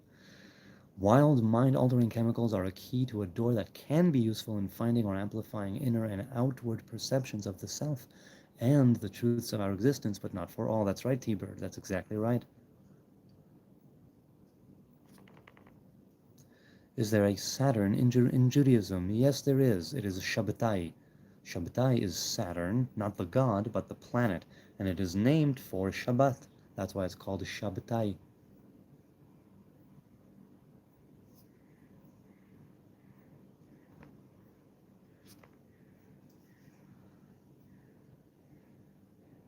The 7th of Shatsamchankal. Let's see. Hey, Burning 47 is here. Whoop, whoop. It's good to see you, man. Haven't seen you in a live in a while, I think, or I might be wrong. Aye. What are you talking about, Tony? What indeed? What indeed? Warm cup of tea. Yes. The distant call of distant birds. They fed them psychedelics in their K rations. Some soldiers went totally insane. Some killed others and or themselves. I know that on YouTube, for instance, and in other archives, there is the video of British soldiers on LSD, 7 or 17 minutes. The experience, and then an interview, or I don't precisely recall. It's a relatively short film of experiments the British Army did on soldiers with LSD. So I know that from my experience with psychedelics, I would not want to be in combat, in uniform, in the army, and on psychedelics. But that's just me. That's just me. No costume, Zaman. No costume today. Hope you're all having a good night. Hey, Peter Paul, how you doing, man? How you doing? It's good to see you. It's very good to see you. DMT, says God Amazon, is the ticket by finding the other side of the veil. Yes, and all I'm saying is that you can do it with the substance, right, with DMT, and you can also do it come from yourself, because you also do produce DMT, it's said. So if you are able to tap into that, that could be part of That could be part of what the spirit of prophecy, right? People have called it the God molecule, right? Hang on a second. Is something here? Is it a cat? Okay. I don't know. Let us continue. But yeah, people do call it the other side of the veil. The peaceful Jerusalem night, says Robert. Yes, it is. Shiftless says, I am dimethyltryptamine. I am DMT. Dimethyltryptamine. I did DMT once, and everyone said I was screaming, don't leave me here. I felt like I saw God. Oh, wow. That sounds intense. Gabriel says, if God gave me strength like Samson, I would destroy Dome of the Rock. I don't think that's necessary. I think it needs to come of its own accord, without any destruction. But I might be wrong. I think that it should be something that can come alongside. But who knows? LSD experiments on soldiers at Edgewood Arsenal from 1955 to 1975. Took them 20 years of tripping to be like, nah, that won't make a super soldier. Yeah, it's true. It would not make a super soldier. Only with certain doses, maybe would it, like I said before.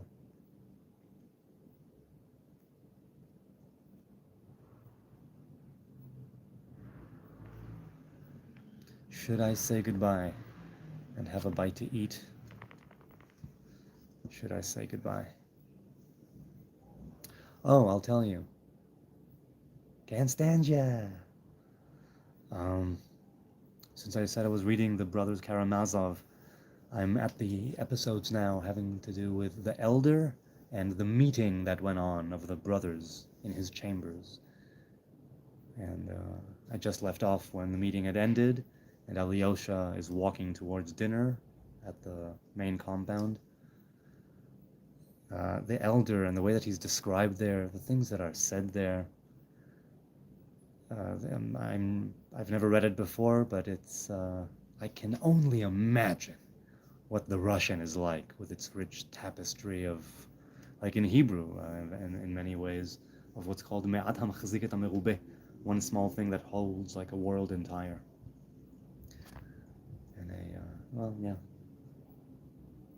Delicious Jerusalem Jewish food. Robert, man, I see you are in a good mood this evening. I see that you are having a good Shabbat, wherever you are, a good Sabbath. How is your Sabbath coming along, Robert Harrison? How is Paula? It was very intense and not scary at all. I just felt found and not lost anymore. Very hard to explain. Wow. We produce it, DMT, and almost every living creature has some inside. It's accessing it that is not easy without some kind of catalyst or booster. I've never had the chance. I have had the chance. I've been offered it, but I was not called to say yes, so I didn't do it. For something like that, I need to be called from inside to say yes. Because even though I'm told it's very, very short, relatively speaking, right, relative to LSD, relative to mushrooms, MDMA, I also consider mind-revealing very much differently.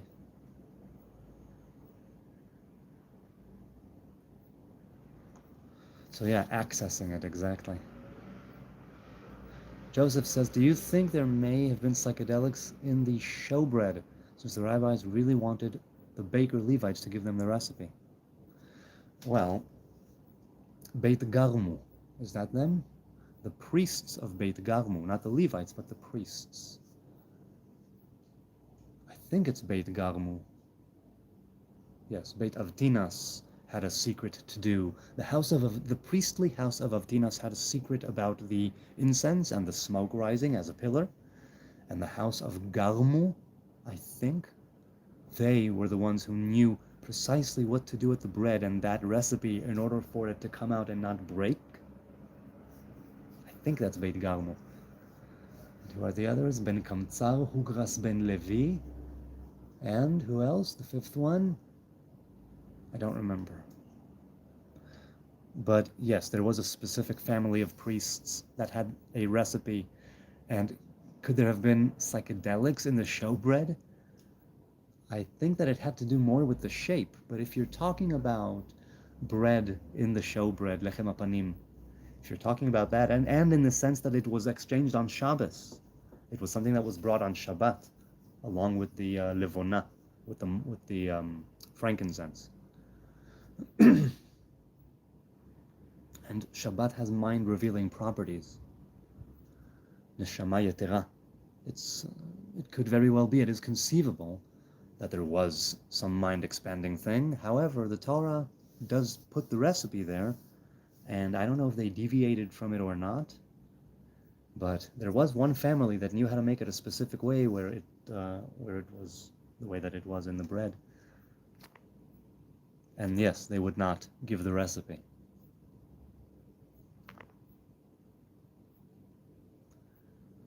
Walked on water, says Robert Harrison.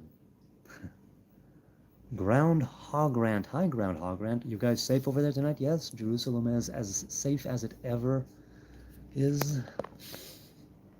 You never know what's going to happen. That air raid siren could start blaring at any moment, and I'd say, okay, here we go again. So yeah, we're doing well. We are doing well.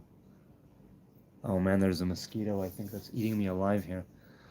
The Celestial. To be honest, LSD made me realize the relativity of my own religion and culture, as well as that of others. When self is so clear to see, that which it may identify itself with begin to seem superfluous. Or if not superfluous, because it does serve a purpose, and there's utility to it, and there's great merit in it, but in my opinion, but the idea of remembering that there's also Eden, where we were all one, before Jews and Gentiles, before the wicked and the righteous, before the yin and the yang, the knowledge of good and evil, before the duality. And so, that relativity, I understand what you mean. It doesn't seem superfluous to me, but it means that it's a means to an end. And an end in and of itself, in its ways, of course. But to me it never seemed superfluous, so I can see why that would make it seem superfluous to you, definitely. What type of fruit grow in your yard? Lemons and pomegranates. Thanks for the honest answer. Hey, I don't answer things, I address them. That's how I see it, because to answer would mean giving an answer, and I'm just here for the discussion, so.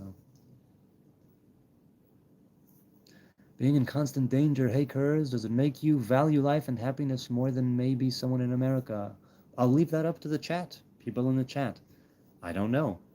40-something to 50% of you are from America, the viewers, I mean.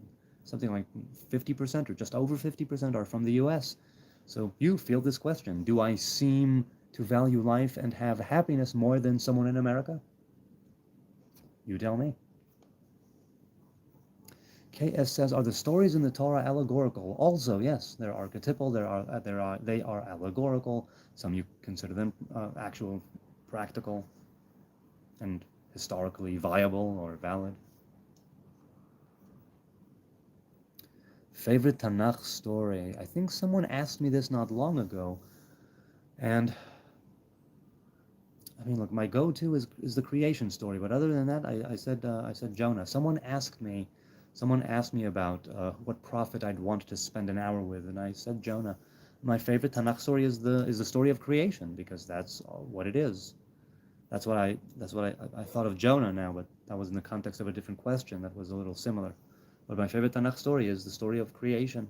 Everything is in there. It's all bundled up in there in that first, in those first 40 or 50 verses. Do you sleep on your stomach? No, I sleep usually on my side with my hair sort of next to me. And I don't sleep with a pillow. I haven't slept with a pillow in years. So I usually take a bit of the blanket or a bit of the sheet that I'm covering myself in, and I just curl up on my side. Not exactly fetal position, but not that far from it.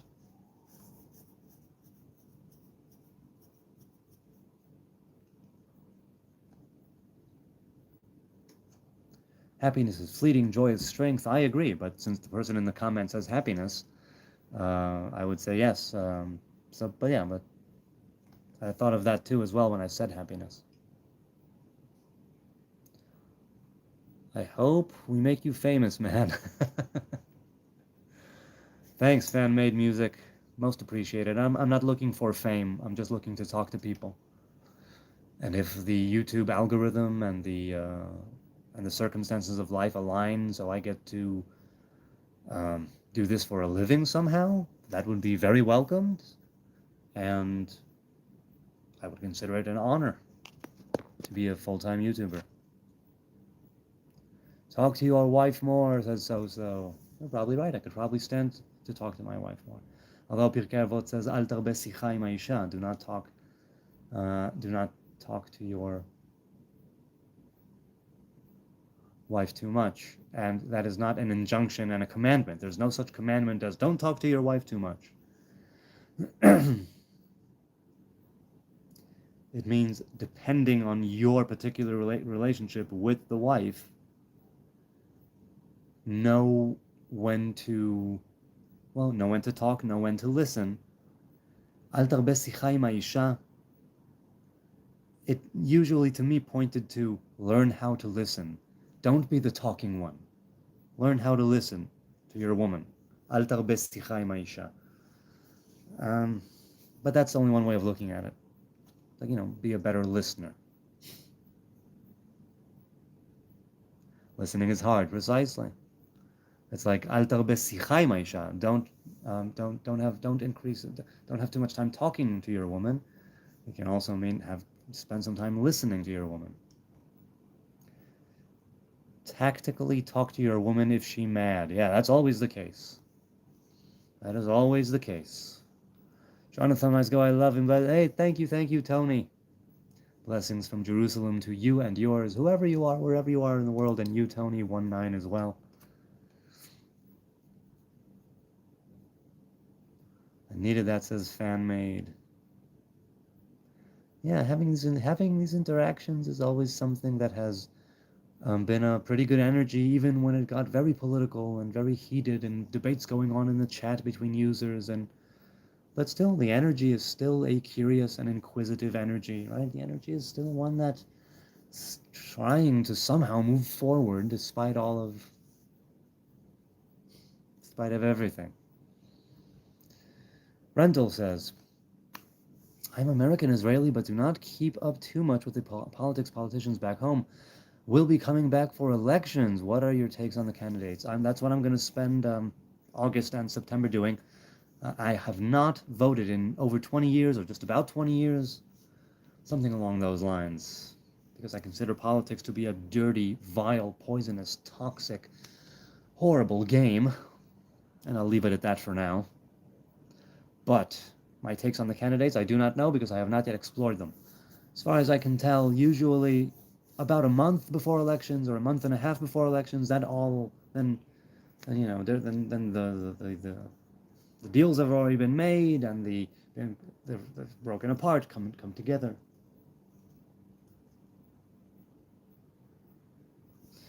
Something is here. What is it? Is it a cat? I think that was a cat.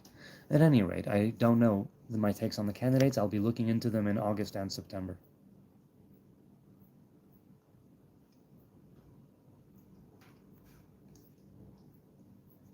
Kurz says, since I have been watching and liking your streams, my algorithm has now changed. Honestly, I'm surprised how nice Jewish people are. Happy even with junk going on. Not everybody is happy, not everybody is joyful. People have horrible, terrible lives. But the Hebrew people take things in stride more often than not, and unify and find solace and comfort in each other during terrible times. And that brings with it a constant renewed belief in humanity, even as things are crumbling around you, and even as there is a unity and there's comfort there. And, you gotta laugh or cry, so just laugh. Find things to laugh at. Definitely find ways to laugh, find the means to laugh, find the reasons to laugh. Hey, thank you, Adilev, I appreciate that. Your teeth are white? I mean, they're white with a bit of a shade sometimes. I mean, I don't... because my teeth sometimes are very prone to getting stained. More than usual. And that's something that only happened in my late 30s or early 40s, a couple years ago. I don't... Maybe just recently. But anyway, you know, they became more susceptible to stainage.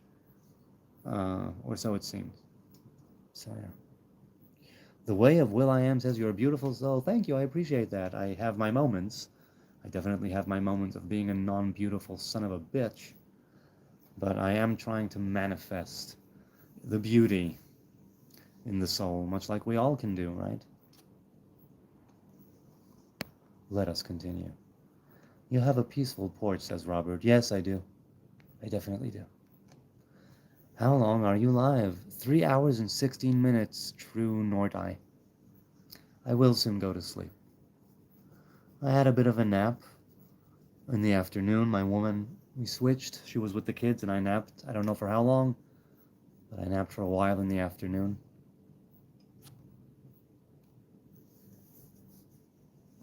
Earth round or flat? It is round physically, but it's flat, let's say conceptually, because you have the 4 elements of fire, water, earth, and air, and they, here on Earth, right, they come seemingly from part of what's around, but they also have there's igulim and yosher, right? There's the roundness and there's the directness, the straightforwardness, the straight and the curved. So the physical Earth is round, spherical, right? And it's a globe.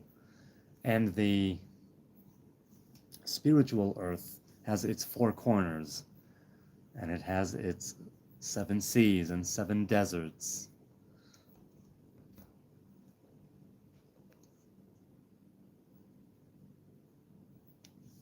I can definitely give you that feeling through though of it.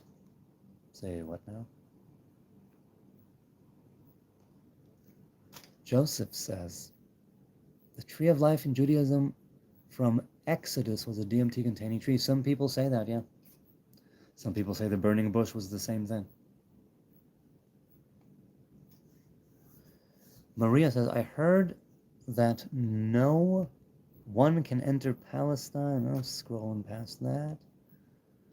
Talking about collective consciousness on drugs, if it exists or not, I'm saying it can definitely create the feeling there is one. Yes, it definitely can. It certainly can. And this is, again, a psychedelic kind of oneness and unity or union that can be facilitated through meditation and the Torah and the commandments, right? L'shem yichud kudsha b'richu shchintei, for the unification of the masculine and feminine divine presence.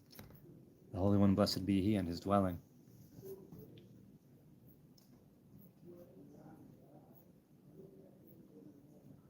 My last workplace was a German one. I am Israeli. Voila. So high tech, the IT business. "Without our older brothers, we have no Bible and no Messiah. I will forever be grateful," says a Hop Gebard. Thank you, my Hebrew friends. And you. Just getting water. Lechu al ze. Lechu al ze. Thank you. Zom Gog says, "Blessings from Yeshua HaMashiach, my Nazarite." Thank you. I appreciate the blessings. I hope you have a good weekend.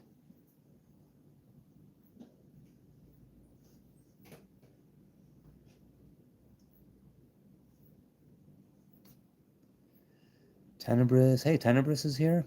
You could not have said it better. Let's scroll up a moment. Shabbat Shalom, says Tenebris. Indeed. Was it something else? Hey, Tenebris, were you here before that? No, you just did the emojis. Cool. I appreciate your support, Tenebris. I meant to say to T-Bird. Oh, okay.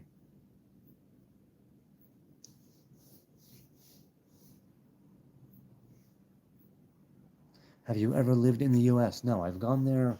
The most I've ever spent in the U.S. was a few weeks, 5 weeks, 5 or 6 weeks, I think, no more.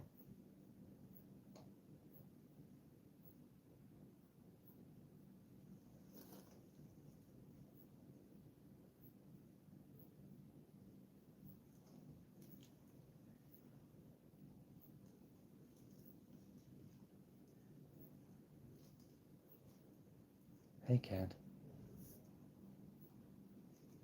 Took a little nap, did you? Okay. Love and blessings from USA. Thank you, and to you. Alois Brunner says, or Brunner, what do you think of the Samaritans? For the Jews, they are heretics. No, I don't think they're heretics. I mean, the definition of heretic is, what is it? Is it a mean? Is it... I'm not sure. What is your definition of heretic? There's a different doctrine that's followed, that much is true. There's a difference, right? They have Har Grizim. That's where they have their altar. Har Bracha, Har Grizim, right? Next to Nablus, next to Shechem. And they sacrifice the Passover lamb there. There you go, Alex. רגע, אתה עם תיק? אתה עם תיק? אתם זזים? להתראות. So I don't consider them heretics, but I'm not sure of what your definition of a heretic is.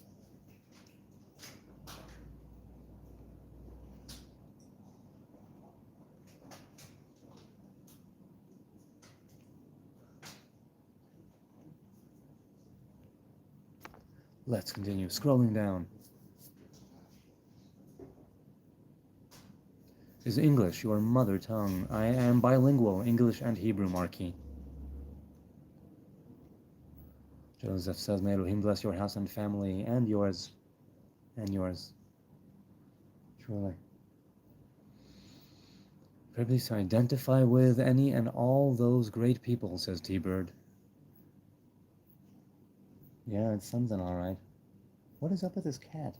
Hey, Mr. Cat. What's going on? Are you coming out? You going back in? What was that? Who was Melchizedek? Do you mean Melchizedek? Melech Shalem? Right? He's the one who Kohen Le'Elyon. Some people say that it was Shem. Some people say that it was an actual king that was different, that was not Shem. It seemed that he was a priest. Now, many people have extrapolated from that on the Melchizedek order and the real priesthood. But in the Hebrew faith, that's not exactly the way it goes down. Incidentally, there are the Kohanim of Tzadok, but that's a different story. Such a peaceful vid, says Robert. Yes, it is. Yes, it is. Crazy says, did you learn the Kabbalah or do you believe it should be untouched? No, it should definitely be touched. Study kosher Kabbalah from a kosher master. Go with caution, and definitely, yes, Kabbalah should be read and studied, each to his or her own level. But learn the Kabbalah, yes, I suppose, if you're called to it. Adil says, did you watch the debate between Professor Mamdani and Dershowitz? No, I have not. I don't watch debates. So I haven't heard that one took place, so I have no idea. Can you explain the background and history of sitting Shiva after a death? Yes. When Jacob dies,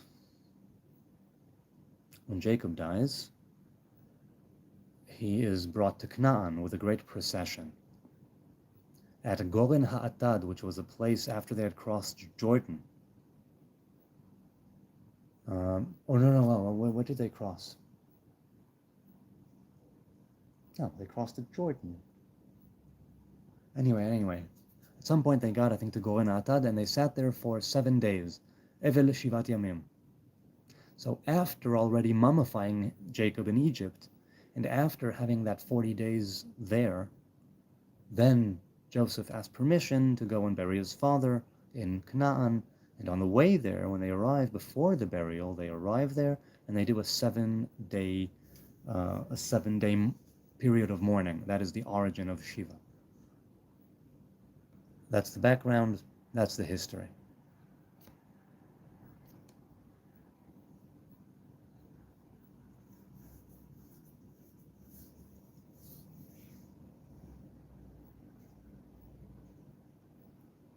Palestine and Zionism going on in the debate in the chat, I see. Or somebody is at least reacting to it as such.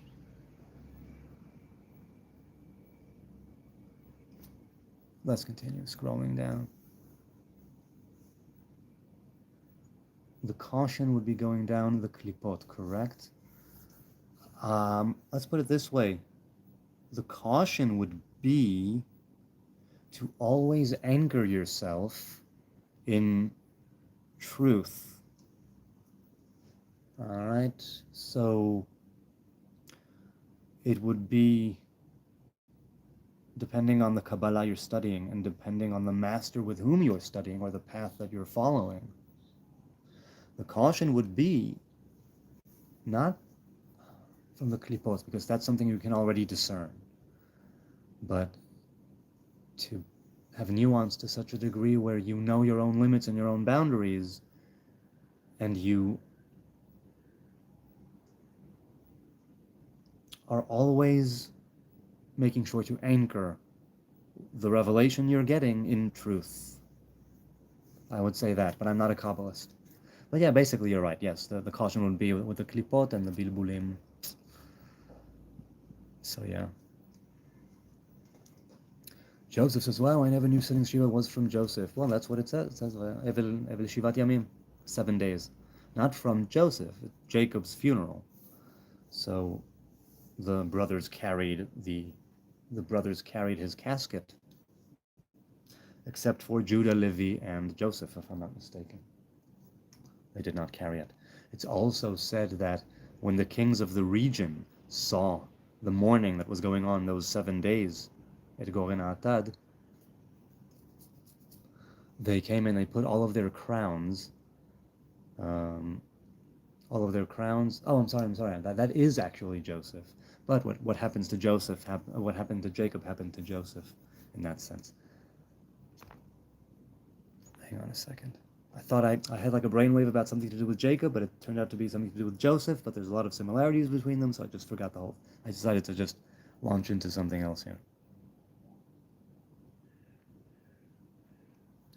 Adil said, do you want to debate? Already I'm saying no, I'm not a debater. The sect Karaite Jews who reject the Talmud like Israel Horowitz? No, I think there's a lot of wisdom in what they're doing. I have great respect for the Karaites. I think that they are Jews. You know, I'm not better than them because I grew up Orthodox. So I don't want to debate them, no. I see no reason to debate. They are Karaites, and I'm a former Orthodox Jew who's just doing his thing. Joseph says, thank you for your demeanor and perspective. Thank you. I really appreciate the support. I do. MM says, to make it clear, I like peace, but all facts, I like peace for all, but facts are facts. Indeed. Nehemiah Gordon, do you like him? I don't know enough. The name rings a bell, but certainly not enough to actually place a name to a face to the name. Nehemiah Gordon. Sounds familiar. It rings a bell. But I don't recall. I honestly don't. Former Orthodox, why did you leave Orthodoxy? Do you reject the Talmud? I didn't leave Orthodoxy. I simply don't adhere to halakha, rabbinic law, as strictly. Nor do I have a rabbi that I consult with on things regularly. And I'm not part of any community, and I don't go to synagogue, right? My prayers are usually at home or wherever I happen to be, and I open up my mouth in a spontaneous prayer. So I say former Orthodox because, yes, Orthodoxy will always be my home and my root, but I no longer consider myself Orthodox. I grew up modern Orthodox in Jerusalem. Hey, the to-go is here. What's up, man? What's up? How do you feel about your current government? That they need to go. That's how I feel. Nehemiah Gordon is a Messianic Christian. Oh, okay, well, I don't know. Rabbi Mordechai Machilz, do you know him? No, I do not. Subway or Quiznos, which is your favorite? Adam, I have never eaten at Subway or Quiznos ever in my life, so I have no idea. I suppose I'd like both of them.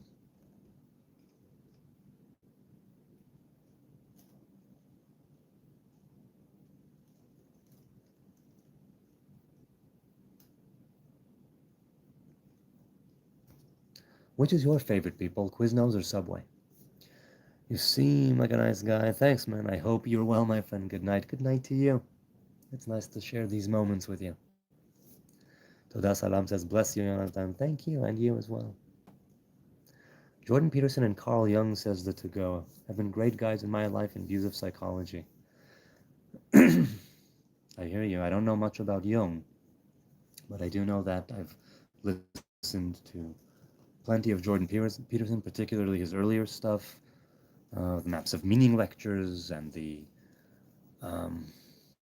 biblical series to some degree as well, and his Q&As. That was just very good, really, really good. And I wish him well. I wish that, I hope that he's able to get over his illness or the condition that he's in. It's nice for once that you're calm. Is it the night that makes you calm? No. It's that I'm fielding all of the conflict and war Zionism questions, that's all. I saw a sloth in cocaine today. He said his name was Ben-Gvir and he really liked guns. Well, Shaimilman, that is quite a thing to see in cocaine.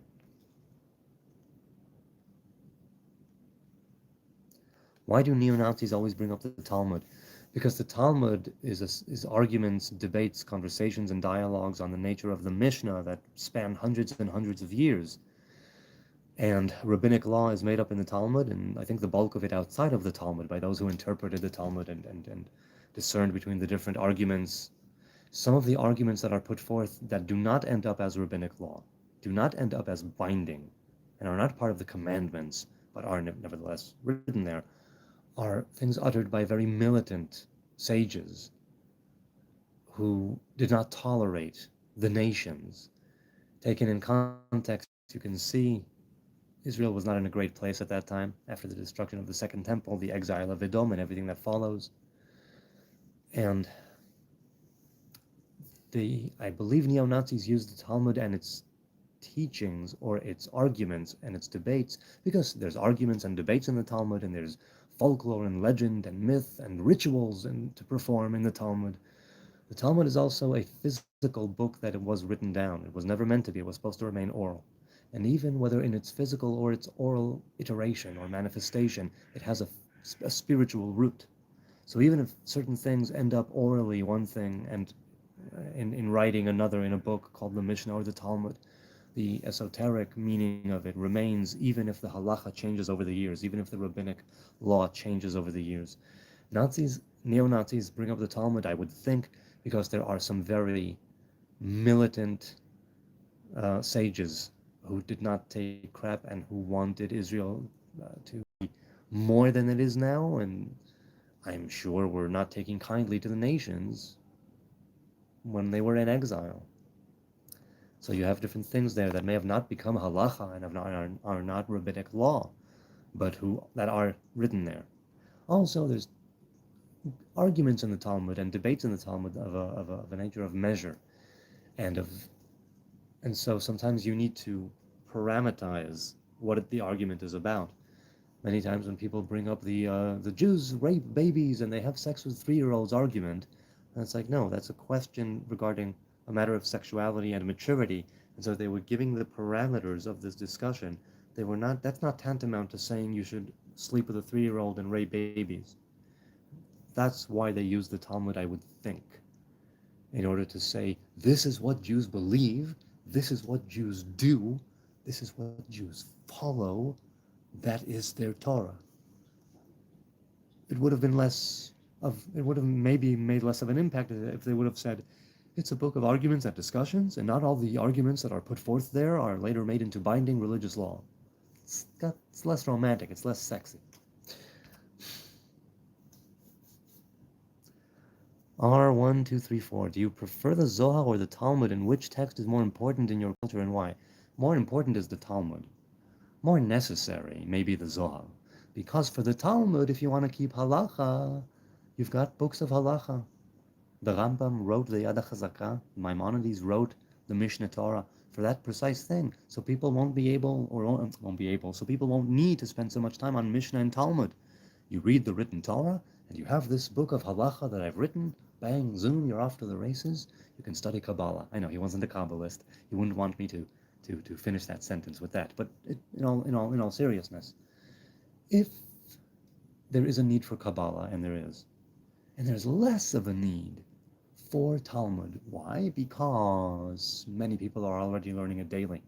And because the Zohar has so many things associated with it that are not true and not good, and it needs to be more, and because you have books of halacha. You could refer to those and give yourself more time to read the Zohar. And in fact, Rabbi Baruch Shalom Ashlag, or is it? Or is it Yehuda Leib Halevi Ashlag, Baal HaSulam, or his son, in his introduction to the book Pticha LeChochmat HaKabbalah, an opening to the wisdom of Kabbalah. And he says, most people will tell you it's better to read a page of Talmud than a page of Zohar. But you should not see it as such a thing. And it should take part of your time, right? Part of your time up reading the Zohar. So there are importances for the Zohar in the culture. The thing is that Talmud is where halacha is derived from, and the Zohar, you're not allowed, halachically speaking, technically speaking, you're usually not allowed. There are always exceptions to the rule, but you're usually not allowed to rule on halacha according to Zohar. And that has implications in the culture as well. Which is more important? I would say the Talmud. Which should be studied if you get the call to study it and given more emphasis to? The Zohar. But again, kosher Kabbalah with a kosher master. Let us continue. Weren't Kabbalah and Talmud written at the same time? There was Kabbalah of the Second Temple era. That was written at the time when the Talmud debates were going on, and later when the Talmud was sealed in the 3rd or 4th century. Something like that. There were Kabbalistic texts that were written before that, during that, and after that. But Talmud was written then as codifying, let's say, rather relating the discussions and everything. And the Zohar, they say, is either much later or much more ancient, depending on how you look at it. But definitely Kabbalah, different texts of Kabbalah and different schools of thought of Kabbalah were around at the time when the Talmud was the arguments themselves and the debates, and when it was written. Hello from San Francisco. Hey, William, how are you feeling today? I'm feeling okay. Feeling all right. Hoping for the best. Always interesting, says Mike. Hey, Mike. Is it the same Mike that was before? I don't know. Because I remember there was a different Mike earlier. Does it matter, says Adilav, if we join organized religion because become holy names for God and the creation? So first of all, does it matter to God? No. Because God doesn't need this or that. There's no lacking there. In that sense, I don't speak for God and I don't know God. Could very well be, but I don't know. As for creation, does it matter if you join organized religion? It matters for you. Is that my baby? No. Okay. No, it's not my baby. Mr. Baby or Mr. or Mrs. Baby are crying. Go to sleep, Mr. or Mrs. Baby. It's okay. Shush, shush, shush. When you said former Orthodox, was it the Satmar group that you left? No, just regular mainstream national religious Dati Leumi modern Orthodox. My parents are religious with a hippy-dippy twist. Mama says, are you going to be doing more midstream since you are fired from your job? Let go, not fired. They were acquired by a larger group, and they were letting people go for months now, and that's what I'm dealing with this so far, very chill, because I had a heads up. Tragically, what happened was, I walked into their office, to the admins, I walked into the higher-ups office to ask for a raise. And not only did I not get a raise, I got you might want to get your portfolio in order because we're letting people go, and it looks as though unless something changes, it might be in the next couple of months.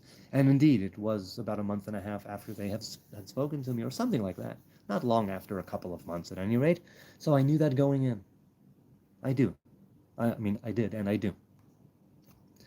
I have a lot coming to me in severance pay, and I have a lot of days of signing, of signing up as an unemployed individual if I choose to do that. And I'm already I've already sent out my resume and portfolio, and I'm already on it. If I was fired, that would be a different story. But I left on great terms. I was their first employee. I was the company I worked for over 11 years. I was their first hire here in Israel. There was a relationship there for sure. I mean, the first two offices was the CFO's apartment. That's when I went to work. I got up, went to work for 3 years or 4 years before we got a proper office, which had since become a greater office and a better office more and more as the company had grown. It was wonderful to see, beautiful to behold. For such a long time, I was feeling unfulfilled and, not working as a writer, but not sending things out and da da da da da.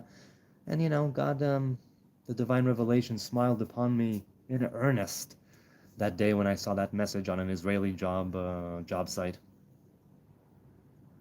And it was truly a wonder. So I wasn't fired, I was let go, and I saw it coming. They were very gracious to me. I was very gracious to them, in the sense of that there was always a good relationship, really a good relationship. And I mean, let's put it this way: when you get to work at 8:30 or 9 in the morning, and your boss is there with a girl that he brought home, it's like, yep, this is how we're rolling.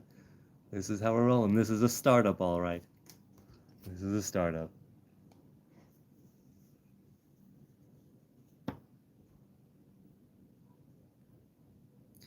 Ars says that was very insightful. I always wonder why the Kabbalah promoted extensively in the Western esotericism. I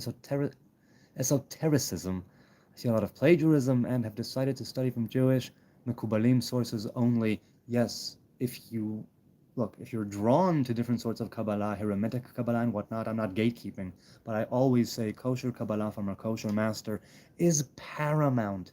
If you are going to delve into the very blueprint of your being and of creation, try to understand the connections and the way to which you can bring unity and balance to yourself and that whole thing and be a better servant.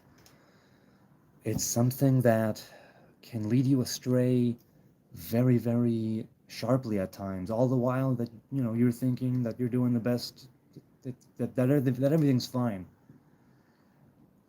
It can be highly problematic. And there are stories of Mekubalim who were very, very well regarded by the Kabbalists in Israel, and then it ended up that they were, things went on in the past and likely still in the future that are affected by the dark side of the force, by the klipot.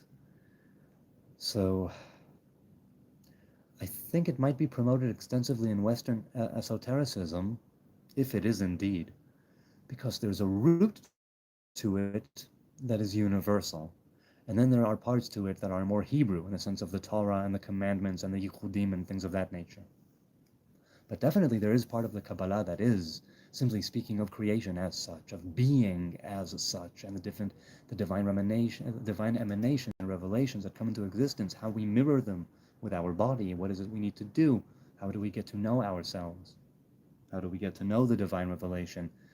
In that sense, Kabbalah has a very root universal approach, and that might be why. But I don't know why do you think that Kabbalah is promoted extensively in Western esoteric teachings? The God of Israel is above holy, says Gabriel. Well, holy is a term, and as such, it pertains to a specific divine revelation. Right? That's why we have Kadosh, Kadosh, Kadosh. Is anyone in the chat actually Jewish? All right, people in the chat, sign in. Stamp your J card. Are you Jewish? Living Dead Girl said, that's a good question. Where did the lions go? What do you mean, where did the lions go? I don't know what that means. I'm assuming you're talking to someone else in the chat.